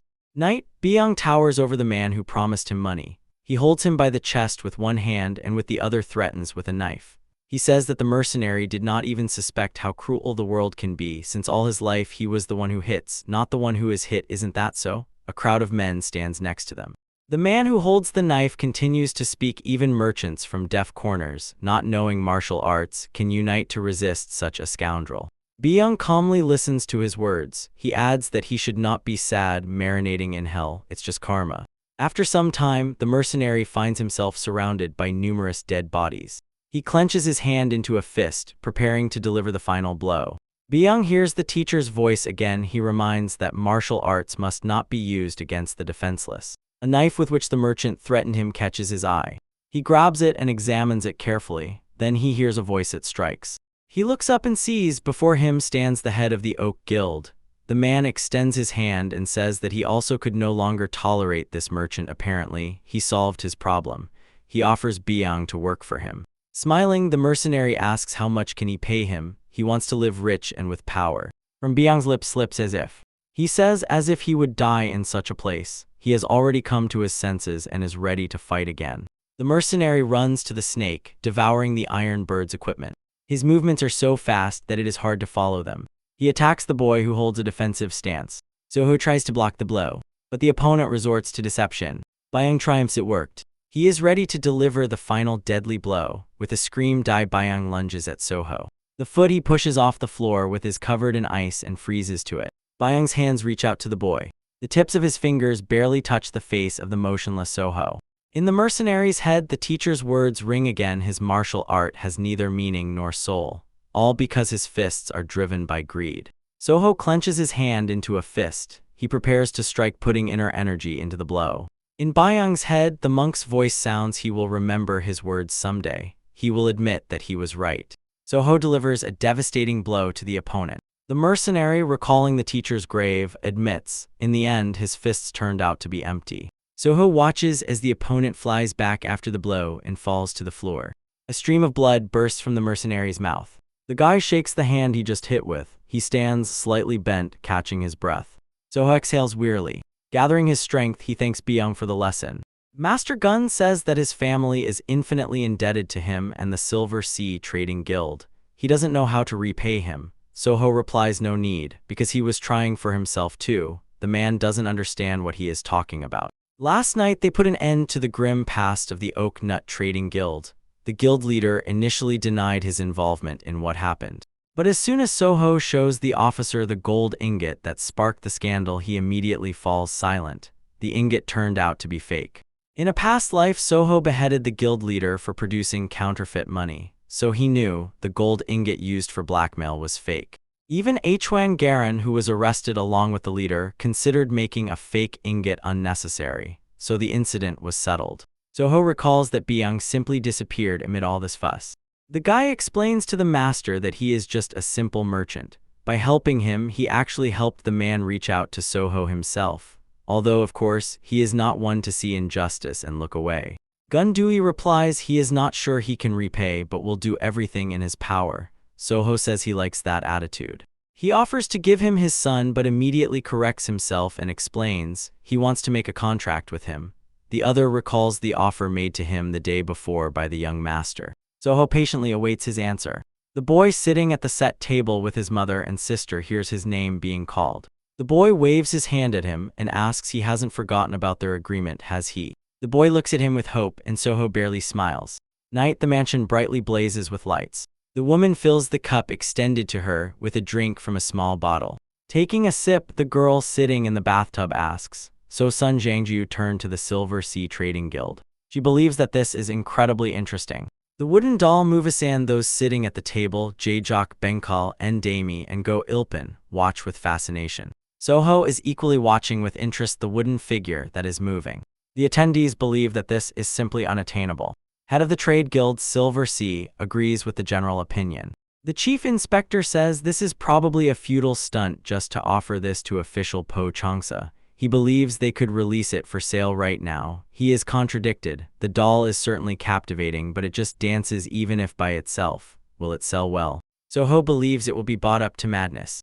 The chief inspector turns to the head of the Foreign Relations Department. He says, his eye is not trained, this thing reeks of wealth. Doesn't he hear it?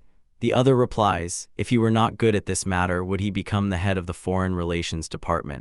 Yuso Ak says that right now she does not look special because of her simple appearance. But once dressed in a luxurious outfit and adorned with some jewelry, they will simply be swept off the shelves. Soho thinks that, as expected, the chief inspector sees things differently. The boy addresses his father and asks permission to say his word. He says, releasing the doll for sale is important, but Mr. Sun's problem must be solved first. Soho thinks that Lady Chu's request for the doll was a test that Mr. Sun could never have passed alone, and it was used as leverage for pressure. If rumors reach her that their trade guild resolved this issue instead of him, she will not forgive them so easily. The head of the guild dismisses the employees and thanks them for today's meeting. The boy addresses his father. Handing him papers, he says this is a secret contract they made on the last trip with Head Zhang, who is on Mount Wudong. The father is a little surprised, a secret contract. He studied the matter and looks a bit stunned. He reads the list: Snow Soul Flower, White Tiger Spirit Flower, and Snow Ginseng. All of this lies on Mount Wudong. Soho confirms that's right. N. Gilson asks, is the Sun sure he did not make a mistake in identifying the spiritual herbs? They have not had any of these plants in the last 10 years. Soho says that he studied medical records about herbs and memorized the images and characteristics of the spiritual plants. And today he will bring collected samples so the father can carefully examine them. In the boxes lie samples of fragrant plants. The head of the guild cannot believe his own eyes. Just to think, from the very first journey the Sun returned with rather interesting treasures. The man thinks that lately Soho never ceases to surprise him. He is almost ashamed as the head of the guild he cannot openly praise his son. The pen draws a whimsical squiggle on the parchment. Soho exhales tiredly, barely managed to be on time. He rises from behind the table, puts on his frock coat and says, and now isn't it time to move on to the next item on the agenda? The boy greets the master. Guak Menhen, responding with traditional greetings, says that the journey ended only yesterday and he is returning to study. He hasn't even had time to rest. He must be completely exhausted. Soho doesn't mind if they continue at the same pace. The boy replies that he simply does not postpone his duties, no matter how tired he is. He tells the teacher that he cannot neglect the promise he gave himself to train every day. Guak Menhin replies very well, but before they get down to business, he wants to hear what the boy thinks about his first journey. The teacher asks Soho what did he feel. The boy reflects, recalling everything that has happened to him during this time. He says he wants to become stronger than he is now. He thinks, if you compare his current strength to the scale of the impending disaster, it is almost negligible. The teacher thoughtfully says to become stronger means. He says he has seen many who sought to become stronger. Some wanted to achieve this for the sake of glory, others for wealth. Some sought it only out of respect for the very path of martial arts. Guak Menhen says that occasionally there were those who desired strength to take revenge, but Soho seems to have his own reason. He asks will the boy name it. Soho replies that, as expected from a master, he cannot hide anything from him. The boy answers the teacher's question. He desires it to protect those he values. That is his reason. The teacher replies, well then, understood. Soho looks closely at Guak Menhin. He thinks that he has beautiful eyes. He is strong but kind. In the yard, lit only by the moon disk, the teacher's voice echoes. He calls to start training. The man says that from today, he will teach him sword techniques. Soho thinks that in this iteration his progress will be faster. In his past life, he spent a lot of time only training physical strength. The teacher announces that they will study the 12th form of the Snow Dragon Sword Technique. He says that this sword technique was inspired by the nature of snow. Showing the movements, he explains that it is soft and light like a child's hair, a moment like a blizzard, heavy and endless, and at another time it reflects the fleetingness and sharpness of a snowstorm. Soho watches him attentively. Then the boy closes his eyes. He mentally reproduces every movement of the teacher. Guak Menhen says that each of the 12 forms of the snow dragon sword destroys everything the blade touches. The blades of the teacher and the student cross. The man was sharply surprised. The student instantly repeated his movements. Soho realizes that he inadvertently let slip and gave himself away. Guak Menhen asks the boy, "What is this?" Soho does not know what to say. He did not intentionally start the sword form dance. Soho explains to the teacher, "The thing is, while he was watching his incredibly elegant sword dance, he developed a completely uncontrollable desire to repeat it." The man listens to his excuse with distrust. He asks, does the young master mean to say that he independently mastered the divine art of the great Yin's ICC? Guak Menhen's eyes burn with an unfriendly fire. He says that the 12th form of the snow dragon sword technique contains many transformations and all of them are incredibly complex. Seeing it once would not be enough to repeat it in any quality. He tells the boy that despite this, he still reproduced it almost perfectly, having seen only a part. There was so much strange and incomprehensible in him before, but he finally understood the secret. Soho is confused. Could it be that this time he made everything too obvious? He tries to justify himself, but the truth is that the teacher, without listening further, says that he is simply a genius. Moreover, he became so absorbed in this thought that he began addressing him formally as you. Soho is embarrassed. Guak Menhen says that he was born with a monstrous gift for martial arts. The man is infinitely glad. He is incredibly lucky with the student. He says to the stunned boy that from now on they no longer have time to idle. He commands, "Raise the sword." The teacher, clutching his blade, says, "One who is gifted with talent must undergo training corresponding to that talent." Guak Menhen declares that from today they will teach him techniques on a completely different level by strict and harsh methods. Soho feels the shadows of clouds thickening above his head, and thunder is about to strike. On a sheet of paper ends Soho a to-do list. The first item, recruit Lady Hong. Next, visit the carpentry workshop, then manage the craft workshop. The fourth item, familiarize with financial documents. Next, learn martial arts, and at the end of the list, stand guard at night. With a maniacal smile on his face, Soho thinks, good, then maybe it's time to start. The door opens, a voice is heard, "Welcome." A woman behind the counter asks, are they looking for something specific? Soho, with a bodyguard and servant standing behind him, says he is pleased to meet them. He states his name and the trade guild to which he belongs. The woman is embarrassed. Such a rare guest has come to them. She asks what brought him here today. Soho mentally answers, of course, he is here to recruit a talented person. He needs this woman with such extraordinary abilities that people will one day call her the perfect. Behind him, the bodyguard suspiciously narrows her eyes. What is he planning this time? The boy recalls that in a past life their connection with this woman began on a rainy day when he was seeking shelter in an old fabric shop. As if in a dream, he sees that dilapidated store. A silk dress was put on the mannequin, sewn too neatly for such a place. At the moment he saw it, he understood. He must take her under his wing. Soho says he came here to make a contract with her. In this life, he also wants to recruit her. The woman is surprised. What, a contract? The boy confirms yes, a unique contract with him. He means the Silver Sea Trade Guild. He does not intend to let her go. The first item on the list, recruit Lady Hong, is crossed out. From the carpentry workshop, a surprised voice is heard. What, young master N. Soho is here. The man asks what brought him to them. The young man apologizes for interrupting the craftsman at work. He says he came to ask for a favor. He thinks he has already found a seamstress for the doll's clothing, and now the next step lies ahead. The boy says that only the proudest and best master of their guild can be entrusted with this matter. The man is already almost completely hypnotized by his flattery. Soho entrusts the craftsmen to make a face for the doll. They do not even hide their delight at such an important assignment. 5 items from Soho's list are crossed out. One remains to manage the craft workshop. A few days later, personal workshop. A hand turns the winding key in the wooden figurine. Soho, standing in the doorway and watching the boy's actions, says that he was not supposed to work late. The boy says Mila, the sun will set soon. If he overworks, he will not grow. The boy replies that this does not upset him at all. For him, the main thing is to at least repay Master Soho a little. He gave his family a place to live and gave them the opportunity to work. He says that gratitude cannot be expressed in words. The boy gets angry. He reminds the boy made a contract with him, so this is a luxury, his legal right. Mila tries to argue with him. The boy runs his hand through the boy's hair and slightly tugs it, tousling the strands. For a while he stands silently. Then, sitting down on the chair, he asks, "Are there any successes in the work?" The boy answers affirmatively and asks, does he want to take a look. Pointing with his hand at the exquisite doll, he says that he is almost finished. The boy adds that the doll's outfit was sewn by Lady Hong. He thinks that the face is made extraordinarily realistically. Mill cannot wait to show the doll to his sister. The boy shudders and says that this is, of course, not something he can just give her to play with. The girl might get a little upset. He imagines the tears that appeared in Ray's eyes. Soho asks what does he mean. Of course the girl should get another doll. Mill skeptically asks again, really?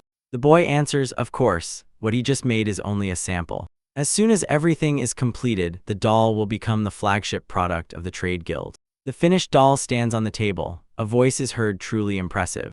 Sun Jiangju says that for now they will call her the dancing doll. He is delighted, she looks simply perfect. The woman nearby echoes him, it's incredible. Looking at the man and not hiding her excitement, she asks, is it really so? The chief inspector, sitting at the table together with other leaders of the Silver Sea Trade Guild, does not understand how did it happen that the estate owner married such a beautiful woman. He is told that it is quite rude. Sun Jiangju tells N. Gilson that he will never forget their kindness. The woman also thanks him. She says, when this beautiful creation is shown at the next banquet, it would be wonderful if Lady Manhwa could also be present. She is talking about her beloved wife N. Gilson and mother Soho, who is also called by the same name as her favorite flowers, Lady Orchid. The guild master replies that he sincerely regrets this, but it is unlikely to happen. Their eldest son will soon be appointed successor. He says that his wife is very busy organizing the ceremony. Sun Jiangju exclaims, what a joyful event, young Master Jonho already at such an age. He congratulates the guild master in advance on this event. Soho looks surprised. He recalls how Wu Jin was wounded on that unfortunate day. Jonho sat nearby and begged him hold on. The man understood that he was dying, but his master refused to believe it. Tears flow like a river down Jonho's face. He says no, Wu Jin cannot die. Returning, he shouts, is anyone here? Call a doctor. Quieter now, he says, please someone. He realizes it is already too late, Wu Jin has died. Soho peeks through the open door. N. Wu Jin, a loyal guard who had stayed by N. Jonho's side all his life, since his childhood, died because of the tragedy that happened on the day of the Trade Guild successor's inauguration. Later, sitting at a small table in Soho, Jonho reproached himself if he had asked those guests to leave then. As Wu Jin advised that day, he would not have had to die so senselessly. The older brother recalled how happy his bodyguard looked when he found out about the holiday. Soho remembers how his older brother had to live the rest of his life, drowning in reproaches and blaming himself. The boy understands. Wu Jin is to Jonho what Palgak or Iyun Am is to him. His gaze falls on the bodyguard, who at that moment comfortably settled on a thick beam. Feeling his gaze, the girl looks at him questioningly. She sees the boy's eyes are full of tears and does not understand what is happening now. Soho decisively clenches his hand into a fist. This is why this time he must not allow Wu Jin's death. The boy walks accompanied by a servant and the bodyguard down the street.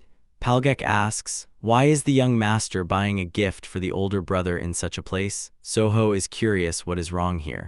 The servant explains that this area is teeming with entertainment bars and casinos. Iyun Am adds, and also pawnshops that lend money to gamblers against valuable items. Soho asks them not to be so prejudiced. He heard that there is a quite decent pawnshop here. Soho sees a door with a sign above it and rejoices he has still found it. They go inside and the owner of the establishment meets them there.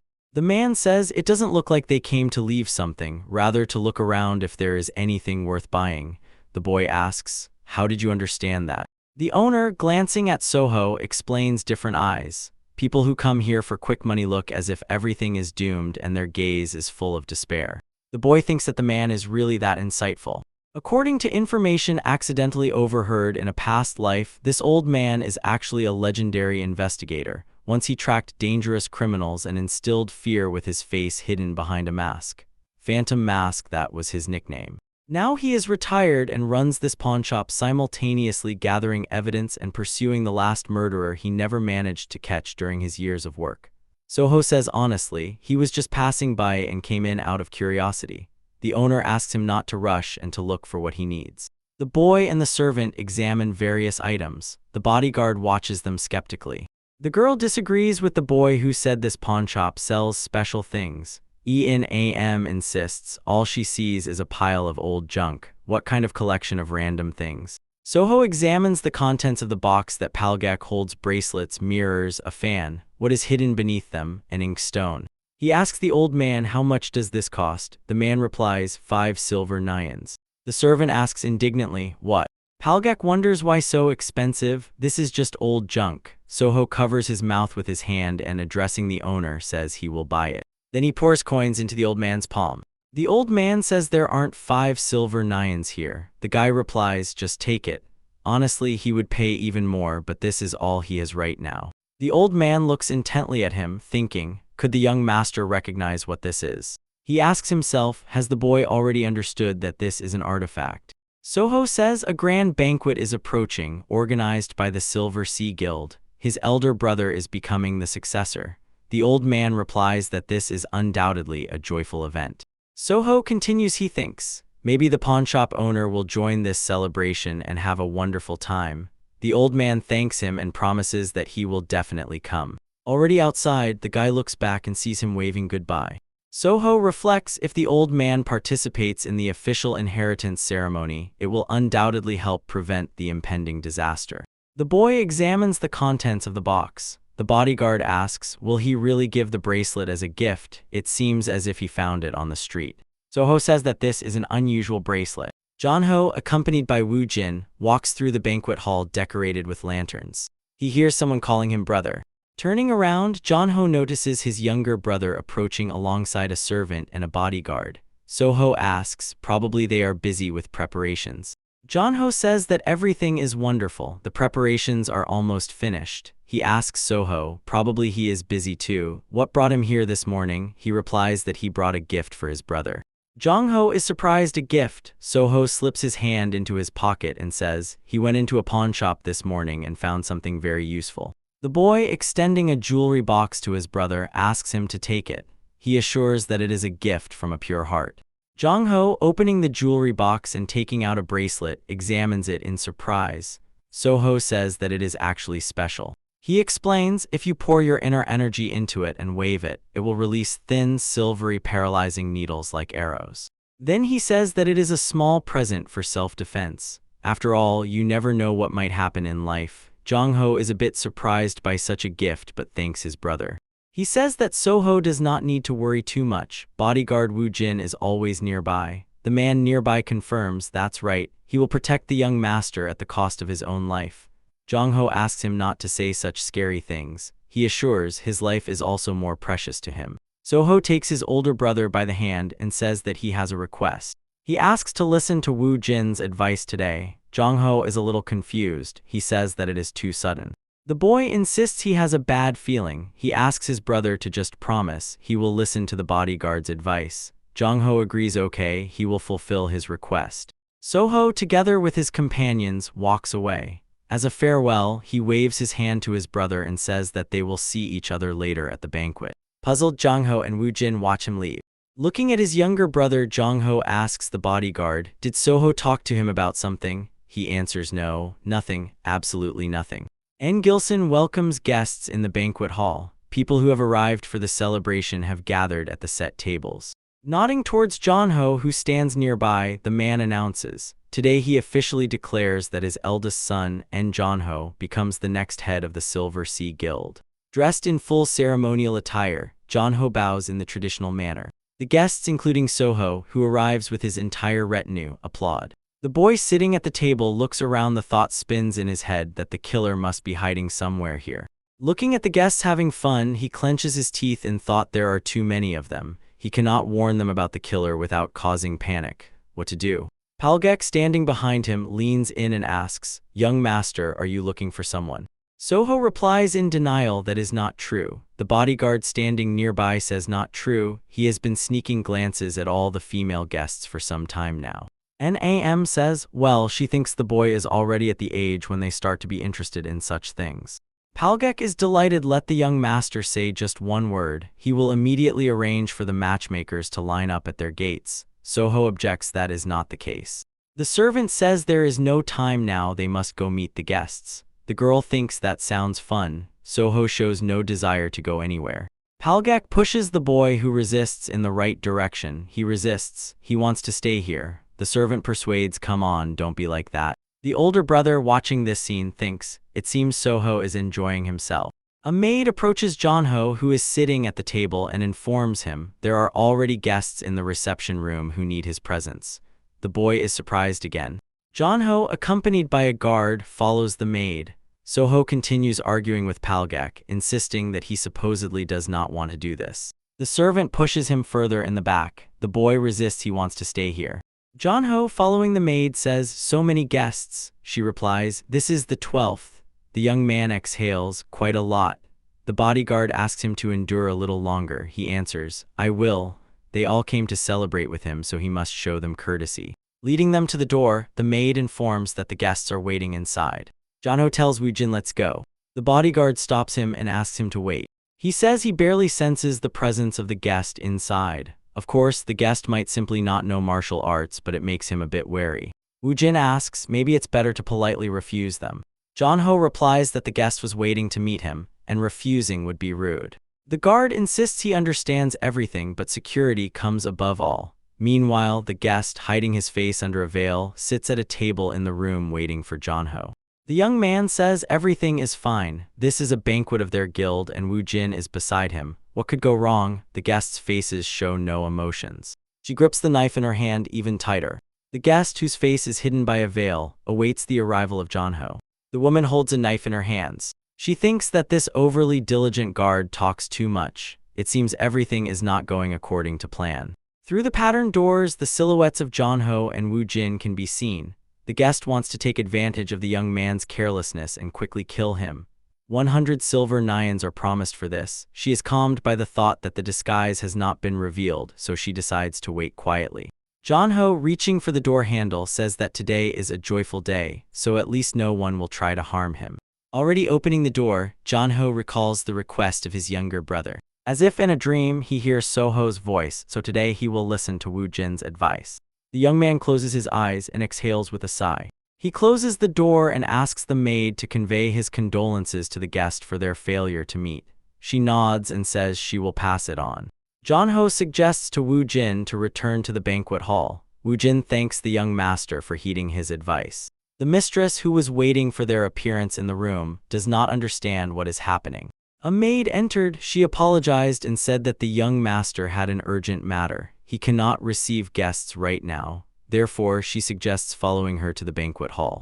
Walking down the corridor behind the maid, the guest thinks that the situation is not developing for the best. It is too risky to attack in the banquet hall. A moment alone was needed to strike, but since it has come to this, the backup plan must be activated and finish him quickly. The maid and the guest reach the banquet hall. The killer rejoices seeing that Jonho is also here. She decides to finish off the young man with one blow, then remove the disguise and slip unnoticed into the crowd, quickly and cleanly. The killer rushes swiftly toward Jonho. Approaching the young man closely, she raises the hand holding the knife and shouts, "Die." On Jonho's face is confusion. He still does not realize what is happening. The knife descends, but Woojin manages to step in the way and shield the young master. The knife wounds him. The killer is angry that cursed guard again, always getting underfoot until the very end. A strong hand grabs her by the wrist. Wounded Woojin grips the killer with one hand and with the other pulls a sword from the sheath. He raises the blade to deal with the killer. Breaking free from the grasp, she manages to dodge, but the guard continues to press forward. The killer is surprised. How is he still moving? Was the wound shallow? A shout rings out to the banquet hall. Immediately, Soho brings the warriors and, pointing at the killer, orders not to let her escape. She realizes that she needs to get out of here. Jonho hears his younger brother calling him and turns his head toward him. Soho shouts for him to use the bracelet. The older brother recalls his words, "If you direct internal energy to the bracelet and swing, thin, silver paralyzing needles shoot out like arrows." Jonho uses the bracelet given by his brother. The needles pierce the killer's body. She is stunned. What is happening? Why can't she move her legs? Clenching a bomb in her hands, she thinks that now it is impossible to break through the crowd. She throws a smoke grenade, and a dense curtain of smoke covers everything. A shout is heard, "Don't let her escape." The killer decides to remove the veil. She stumbles over a hand, lying on the ground near a person. She doesn't manage to carry out her plan and gasps in confusion. The smoke disperses, everyone freezes in surprise. The pawnshop owner points a sword at the bald man kneeling before him. In the other hand, the old man holds a mask torn off the criminal with long hair. The old man says aloud, he calls the killer a faceless guest finally caught. The disguise is gone, the killer recognizes him, a ghost investigator in a mask. The killer wants it all to end here and tries to bite the poison capsule. The old man kicks him in the chin and says, not so fast, he won't let him escape so easily to the afterlife. The capsule knocked out of the criminal's mouth rolls on the ground. The head of the Silver Sea hurries to the elder son and asks, is he okay? Jong-ho says that he is fine, but his bodyguard who tried to cover him, Soho, does not let him finish, assures that Woo Jin will be okay. He was given emergency aid and immediately sent to the doctors. The father is surprised in such a short time. The older brother thanks Soho. The pawnshop owner says that he also owes him, because only thanks to the boy's invitation did he receive a real gift today. And Gilson looks at his sword with surprise. This weapon is awarded only to the best distinguished officers of the Imperial Guard. He says to the old man the humble younger pays respect to the elder. The old man laughs, enough about that. He is just an old man on vacation. His prime is already behind him. He thanks them all for helping him catch the criminal he chased all his life. The old man says his name is the Faceless Killer. He constantly changes masks because of this. Tracking him is incredibly difficult. Soho is impressed. Just imagine the criminal who tried to kill Jong-ho and the one the investigator chased all his life turned out to be the same person. Maybe it's a coincidence, but he is glad that everything ended well. The old man says before they hand him over to the authorities, he doesn't mind if they interrogate him first. He will quickly find out who ordered the murder. The guild leader replies that they will be grateful and volunteers to personally conduct the interrogation. The old man and Gilson and the criminal, accompanied by 2 soldiers, walk away. This concludes the entire big commotion. The guild leader quickly restored order in the chaos of the banquet hall. The tension subsided. A few days later, Palgek rushes with all his might to Soho, clutching paper in his hands. He shouts they already found out. From afar, the boy still hears his loud voice. Now they know who tried to attack his brother. The killer was hired by the head of the Dark Liquor Guild, OD-do. True to its name, the Dark Liquor Guild is an organization on the black market that supplies alcohol. In reality, they force helpless small traders to register supplies with them at unfair prices, causing waves of discontent everywhere. The Silver Sea Guild, upon learning this, began supplying at fair prices. As a result, the Dark Liquor Guild's business suffered significant losses, and their leader in response hired the Faceless to attack Silver Sea. This was reported to the authorities, and when the head of the Dark Liquor Guild tried to escape, he was caught. This marked the end of the guild. ENAM believes there are certain inconsistencies in this story. In fact, the government did not catch the head of the Dark Liquor Guild. Someone had already tied him up and hung him on a tree, so he was simply found there. The pawnshop owner sitting at the table opposite Soho, with whom they are drinking tea, says he heard about it too. It turned out, his wealth was distributed among the small traders who suffered because of him. The boy laughs. He is counting. Maybe some random warrior decided to do good out of boredom. In fact, it was Soho, but he does not intend to admit it. That day, he secretly slipped out of the house and ambushed the escape route of the head of the Dark Liquor Guild, the very path he used in his past life. When the man appeared, Soho effortlessly neutralized him, then took the valuables he had and distributed them to the homes of the small traders he had wronged. Taking a sip from the cup, he thinks that it was not easy to avoid the attention of strangers all night. The old man looks at him testily. Barely smiling, he says, "Excellent work." The boy heard this and choked on his drink. Putting the cup on the table, he asks, "What does he mean?" The old man replies, "Do not be surprised. After all, he has been working hard since the day of the banquet, hasn't he?" The pawnshop owner thanks him, seeing that only thanks to the boy was he able to fulfill his cherished wish. He considers Soho his benefactor. They no longer pay attention to the cups where the tea is cooling. The boy says that thanks to his grandfather, his brother remained safe. If it came to that, then he is his benefactor. The interlocutor laughs. Then, probably now they are mutual benefactors. The old man extends his hand to him and invites him to come more often. He says his name is Chuan Bo Hui and promises to help Soho with everything he can. The guy solemnly states his name and expresses hope for further cooperation. They exchange handshakes. Main office of the Trading Guild, Cerebriano Moore. The guild leader proposes to those gathered at the table to move on to the plan for distributing the dolls. Sitting opposite him, Soho raises his hand and asks if he may voice his opinion, and Gilson allows him to speak. The boy proposes to distribute puppet marionettes in a limited quantity. He says they will release 1,000 pieces to make them quite rare, and Gilson asks what will the price be. Soho replies 10 silver nyan per piece. The chief inspector exclaims angrily what? He says the boy worked so hard to make them and wants to sell them so cheaply. Soho replies that they will still make a profit because this will not be a one-time promotion. They will release new dolls from time to time. The chief inspector struggles to restrain himself, trying to understand his logic. Soho explains that each doll will have an interesting story and they will be released in limited batches each time. Alongside them will come stories like The Legend of the White Snake or So See. Each time they will add something new, so for collectors these dolls will become unbeatable. The father thinks this is a great idea. The chief inspector agrees, let him do it. A long line stretch next to the building. N. Gilson, standing next to his sons, says not much time has passed since the launch, and there are already so many people. Rumors have spread and people come from afar to buy the dolls. It seems that in a few days they will be able to sell everything. N. Gilson says Soho is very impressive. Therefore, the father's kind words, he replies thank you. N. Gilson is called by Jinho, who is standing nearby on the other side. He says he will go. The father agrees but asks him to be careful. Soho asks his brother is he going on business. He answers affirmatively. He is leading a group to go to Yunnan for tea. Once Soho was engaged in this work, but now because of the doll business Jinho is going here. The boy regrets that his brother cannot be here to see his success. How sad. A few days later, Soho grabs his head. Hwang Bo Hy sitting at the table watches the boy. There's also a servant and a bodyguard in the room. The old man says that he looks depressed although he came here right after work. Will he refuse food? The pawnshop owner asks what happened. The young man replies that doll sales have sharply declined. The old man says that this is normal. Sales tend to fluctuate. Maybe everyone who wanted to buy has already bought. Soho replies that the matter is not only this, sales have fallen in the last few days and the attitude towards the dolls has changed. Hwang Bo Hy believes that the reason may be rumors that are spreading. They say that souls are trapped in the dolls. The boy freezes at his words, there is nothing like that in these dolls. But the old man replies, the rumor has still taken hold. Unfolding a map on the table, he says that the rumors have already spread in several regions. Soho asks how does he know this? He replies if you want to do business at a high level, gathering intelligence is mandatory. He points with his finger to where exactly the rumors have spread. Soho carefully examines the map.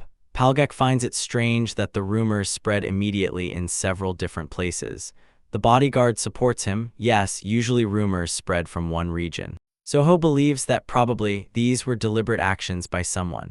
The heads of the pavilions gathered again at the table, led by N. Gilson. Soho says, based on what they learned, he made an inquiry to Haemun.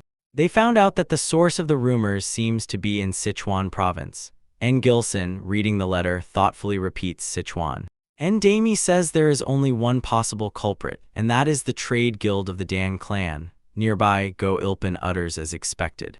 The Trade Guild of the Dan clan, a competing trade group that has been closely watching them since they announced the doll project. They specialize in decorative dolls and are based in Sichuan. The chief inspector cannot believe that these scoundrels dared to sabotage his business. N. Gilson orders him to calm down. This is his job. He says they have identified the culprit. Now they need to develop a strategy to counter the rumors. Soho thinks strange rumors. He abruptly jumps up from the chair and asks his father can he speak. The father clarifies, what does that mean? Soho says he has a plan and asks, can he go to Sichuan? 3 riders gallop down the road. Ahead is Soho, followed by Palgek and the bodyguard. The servant asks the young man when will they take a break. Soho wonders is he already tired? Palgek is indignant. What does tired mean? They have been riding for almost an hour. ENAM suggests stopping a little further. They will rest themselves and the horses will be given a break. Soho stands by the horse. The servant complains that a certain place hurts and the bodyguard drinks water. Seeing a crack ahead that stretches sharply forward, Soho thinks, now Yunnan, Jinho went there not so far from here, and the path to Sichuan is just as difficult. He is gnawed by the thought, did his brother arrive there safely? Some sound makes him wary. They see a rider approaching them. ENAM says, it seems he is from their trade guild. Soho recognizes him. This is the warrior Lee Pil from the Wild Pack squad. The young man says he has urgent news. He informs Soho, stunned by the news, Jinho has disappeared without a trace. 10 days ago, a cart accompanied by Jinho and several warriors is making its way through the gorge. Jinho says something is wrong. He feels they have been walking in circles on the same path for a long time. The squad commander, looking at the map, replies that the fog is too thick and he cannot accurately determine their current location. The young lord suggests getting out of here faster. An unexpected sound makes them alert. What is it? Stones are falling from the cliff. A scream is heard. It is an earthquake. Someone calls out to Jinho and warns about the danger. The young man raises his head up. When the stones stop falling, they see the cart broken into pieces. Fortunately, no one was hurt, but the wagon with goods was caught under the landslide. They will not be able to deliver the cargo. Jinho realizes that the trade expedition has failed. He suggests leaving the cart and returning to the guild. He warns the companions, let them be careful when they go, stones may fall on them. Leaving the cart and loading the luggage onto the horses, they set off on the road. All this happened 10 days ago. Soho, together with Palgak, the bodyguard, and Lee Pil, rushes at full speed. Ahead, Misty Mountain. Every year, strange phenomena occur in the forests of Yuan province. They say a person or animal that gets here never returns. That is why this mountain has such a name. In a past life, Soho was lucky. He learned about this mountain and chose another path. The boy grits his teeth. His brother was not so lucky. Lee Pil asks the young master not to worry so much. He is sure his brother is fine. The boy replies that this reassures him and thanks the warrior. Soho thinks, yes, everything will be fine because he has a way to save his brother. If of course he holds on until the moment Soho reaches him. For now, Jinho, wandering with his companions, has only one task to survive. Thinking about his brother, Soho tells himself that everything will be fine and nothing will happen to him. Jinho and his companions stop before a blockage that blocks their way. On the path, with a steep cliff on one side and a deep precipice on the other, a voice sounds, "They have come." Soho says this is how the search operation will proceed. He explains to his companions that they will split into two groups, he and the bodyguard Palgak and Lee Pil. He orders the warrior and the servant to stay outside the fog, and he himself, together with Yun Am, will go further, conducting the rescue operation. If they do not return within 2 days, let them set out for reinforcements. The companions object. Does he really want to go alone? That's dangerous. They want to go with him. Soho decisively replies it must be him. He shows the bracelet and says this is why. Palgak recognizes it. It's the bracelet that Soho bought at the pawn shop.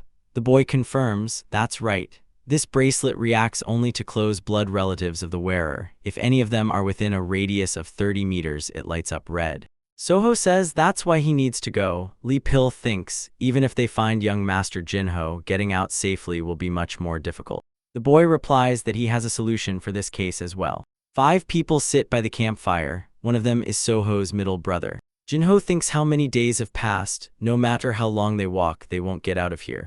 Looking at the campfire, he reflects on how they survive on the remains of provisions, and there is almost none left. How much longer can they hold out? One of the warriors asks, will they die here? The squad commander says that probably the trade guild has already sent rescuers. The warrior replies, why should they die? They encourage him, hold on, don't lose hope. Jongho says honestly he hopes they will not come. The warriors ask why. The young man explains, if the newcomers enter this forest and get trapped like them, then he will be to blame. Looking at the barely visible forest in the fog, he thinks that here they would be enough just to die of hunger. If the rescuers got lost in this forest just like they did. With horror he thinks, what if even one of his relatives is among these rescuers? Jongho remembers his younger brother, so much still left unsaid. He mentally agrees with Soho because he truly understands. Family matters are complicated. If he had known he would end up in such a deadlock, he would have found the courage to talk to his younger brother much earlier. He hears someone calling his name Jinho. He asks the soldiers did they hear that. They respond that they heard nothing. The young man is confused. Maybe he just imagined it. He was so exhausted. Soho appears behind him. He calls his brother again, Jinho. The boy shouts that he finally found him and asks is he not wounded. Everyone sitting by the campfire looks at Soho with surprise. Jinho sighs. Now he sees hallucinations and hears voices. The warriors respond that they have the same visions. The boy hugs his brother, apologizing for how he behaved before. He had to tell him this while he was alive. It hurts him so much. He adds he understands that this is a hallucination, but it is still nice to see his face again, even if it is so. Soho is embarrassed by this trick. The boy kicks his brother, demanding that he pull himself together. Can't he tell what is real and what is not? Jinho is surprised this is not a hallucination. The young man replies no, he came to save him. Soho suggests gathering the rest and getting out of here. The young man asks does he know what place this is? He answers that he knows. This is Misty Mountain. Jinho ended up here because of the fog, right? The brother is surprised, so Soho knew everything and still went here. He answers yes. Jinho asks why. The boy answers him because they are family. Jinho repeats after him, family, and then he says he does not deserve to hear this from Soho. The boy, ashamed of himself, admits although he is the older brother, all he did was hurt him with harsh words. The boy interrupts him and asks him not to speak like that, he knows everything. Soho says if he were trapped on this mountain instead of him, Jinho would be the first to come looking for him, regardless of the circumstances. He asks to lift his head and advises to focus on how to get out of here alive. The boy leads his brother and his people to the place where Iyun Am is waiting for them. He explains to Jinho they tied a thread outside the fog and stretched it right here. If they just follow it, they will quickly get out of here. The brother is surprised quickly, but they have already been here for several days. In the fog, Soho's voice sounds. He explains to his brother that in fact he has not advanced that far. The energy, mixing with the fog, distorts the sense of distance. Hold on along the thread and soon they come out to Palgek and Li Pilyu. Soho tells his brother, here we are out. The boy shudders. The earthquake starts again. Jinho shouts quickly, they need to get out of here. Soho tells his brother, look up. A large stone is flying towards the boy's head. He sharply jumps aside, trying to save himself. Jinho breaks away from the edge of the cliff. Falling into the abyss, he thinks, still glad that he managed to apologize to Soho.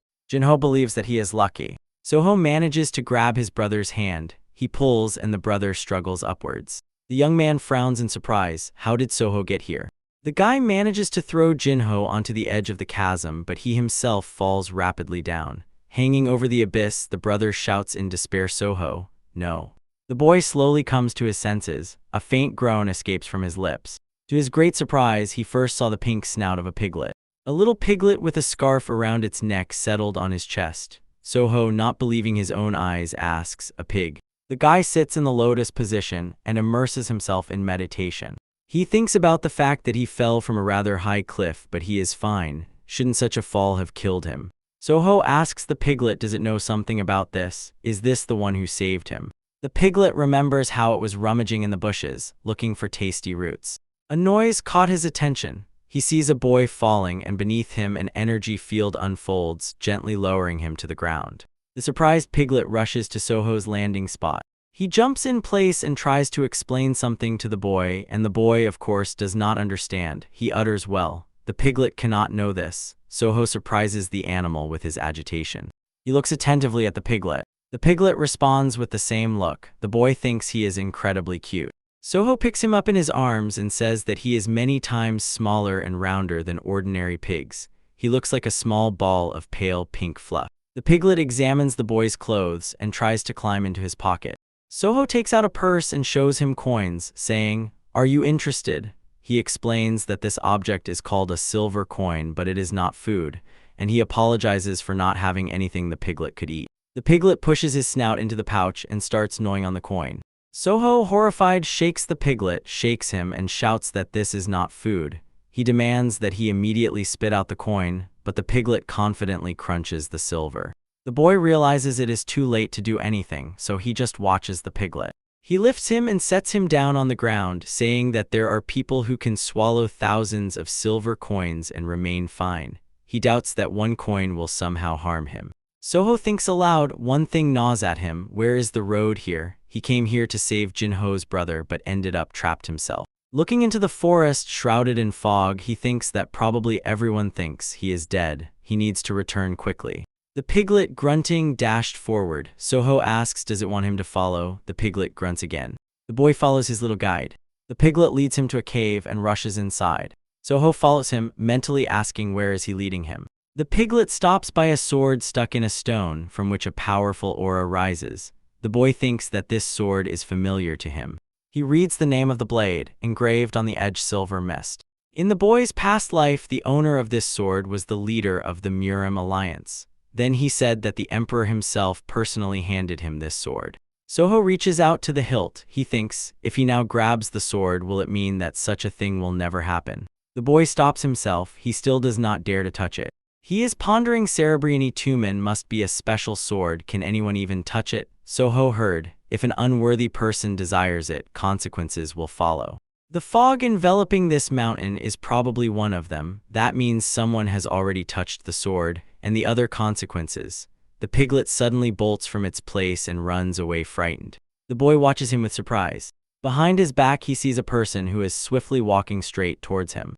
A warrior approaches him. His eyes radiate inner strength. His hand reaches for the blade. He must draw it from the sheath attached to his belt. He says this is his sword. Soho is in shock. He is sure this is a loss of mind and madness. The warrior says, so he is the one who touched the sword. The boy asks him to stop and insists that he came here not to fight. But the fighter doesn't listen. He says this is his sword. Drawing the blade, he lunged at Soho, shouting, this is mine.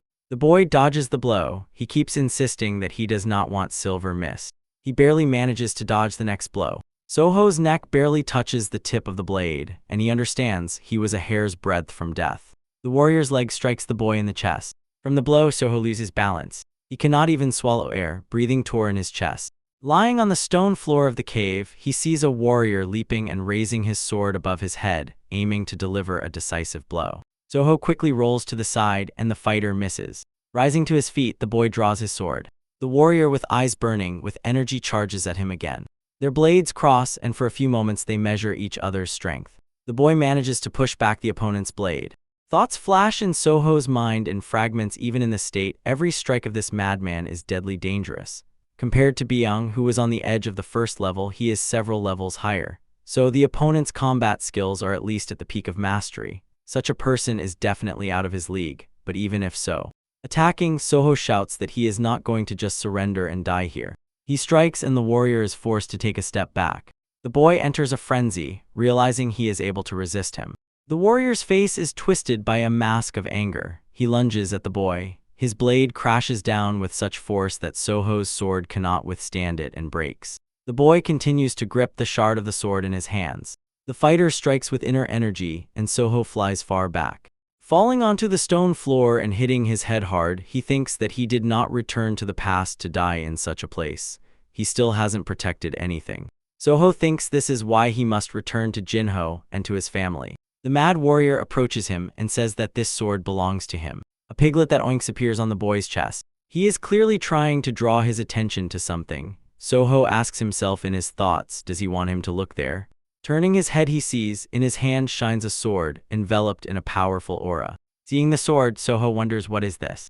The mad warrior is no less stunned than the boy. He decisively moves toward Soho. The warrior thrusts the blade forward and a shout resounds. This is his sword. The boy defends himself with silver mist. Energy between the opponents sparks. Soho advances, striking blow after blow. The mad warrior is forced to retreat. In fury, he bares his teeth, but cannot resist the power of the silver mist. Pointing the sword at the opponent, the boy asks how did it even end up in his hand. He does not know why, but he feels as if the silver mist has always been with him. It fits perfectly in his hand. The guy feels the power pulsing deep inside. He is confident he can do it. He remembers how the teacher showed him the ice sting. The man said it was a technique. He gathers all his inner energy into one point and strikes. But to properly use this technique, one must be able to control the sword's energy, a skill of the highest level masters. The teacher said that Soho is still very far from this level. He advised focusing on the movements themselves without using energy. Soho thinks he can do it now. He is sure he will succeed. The madman attacks the boy again, shouting over and over that this is his sword. The warrior's blade is enveloped by a fiery aura. He directs the sword at Soho, who counters with the 8th form of the true technique of the 12 forms of the snow dragon sword. The tips of the blade sewn in fiery energy, the other in ice emit in confrontation. Soho, using the ice stab technique, drives the sword into the opponent's body, piercing through him. He pulls the sword out of the warrior's body, and the latter, sinking to the cave floor, asks for forgiveness. He tells Soho that there is writing on his clothes. He struggles to Sado atone for his sins. The warrior freezes. The boy continues to stand motionless, tightly gripping the sword in his hand. He exhales wearily, then sits down next to the opponent's body. A piglet climbs over his clothes. Soho thinks he has defeated a master of the highest level, and that means he himself has already reached the peak. At that moment, it seemed to him as if time stopped. The movements of the mad swordsman slowed right before his eyes. Could this be the legendary state known to him only from rumors? He looks at the sword. That it ended up in his hand at just the right moment is a blessing from heaven. Looking at the piglet sitting on his shoulder, he asks, did he really bring him to this cave for this? It oinks in response, and Soho sincerely thanks him. He says that today he gained a lot. He remembers that the madman said something to him about a letter. Soho finds it in the warrior's clothing. He wonders what his words meant: atonement for sins. Unfolding it, Soho begins to read. It is an address to Yu Dok-jin from the Palace of the Snowy Wind. It orders to bring this sword, and then he will be recognized as a son. Soho understands. The one he killed was Yu Dok-jin. He came for the silver mist by order of his father.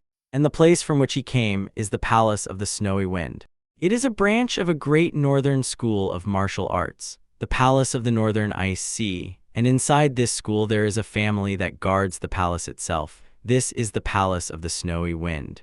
The fighting clan, they say, once possessed a sword capable of raising northern winds and blizzards, but more than 10 years ago it completely disappeared. Soho hides the letter in his pocket, thinking that Yu Dok-jin's identification token and his letter are possibly important evidence. He must keep them.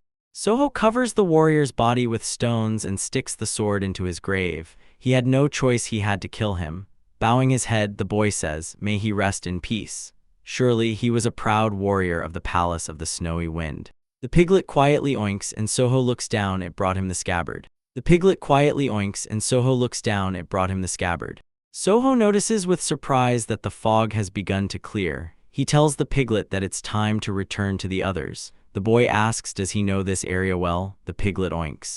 Soho heads to the exit, looking at the piglet with admiration. She can even show the way with her tail. He admits, the piglet is really smart. The piglet oinks contentedly, agreeing with this assessment of his mental abilities.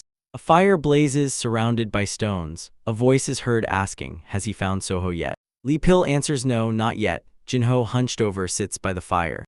The warrior says he looks exhausted. He asks to be entrusted with everything and to return to the caravan to rest. The young man replies he cannot do that since Soho ended up in this situation because of him. The warrior objects it is not his fault. Jinho thinks bitterly in his head, why did everything have to end this way? He recalls how it all happened and thinks that the boy did not care about his own life, and he had just begun to be honest with him. He remembers Soho's face, his voice. It still seems to him that he is nearby. Jinho thinks, where is he now? Behind, the voice of the younger brother calls him. Soho, on whose shoulder the piglet sits, rejoices. They still waited for him here. He says the fog has cleared so they can set off home. His appearance seems to paralyze everyone present. They freeze, not believing their own eyes. Jinho says probably he is really extremely exhausted. He has been hit by another hallucination. Soho protests, what? I am not a hallucination. He convinces his brother that he has returned, and asks they are probably already tired of waiting for him. The boy asks to forgive him for making them worry. Jinho abruptly jumps up from his seat and rushes to his brother. He delivers a strong kick to Soho's knee. The boy, not expecting such a move, staggered. Palgek even closed his eyes, and the guard opened her mouth. The guy who fell to the ground says, no, he didn't have to hit so hard. Jinho showers him with curses. What was he thinking? If he tries to do that again, he doesn't know what will happen to him. He promises he will follow him to the afterlife and repay everyone according to their merits. Soho realizes his guilt before his brother. Getting up, he asks for forgiveness and says he didn't want to make him worry so much. Jinho tightly hugs his younger brother. Tears flow from his eyes. He replies that the main thing is that he is alive. Soho does not try to break free from the strong embrace. Palgek, already holding a piglet in his hand, as well as the girl and the warrior, look at the brothers with emotion. In the silence of the night, Soho's voice sounds. He calls home.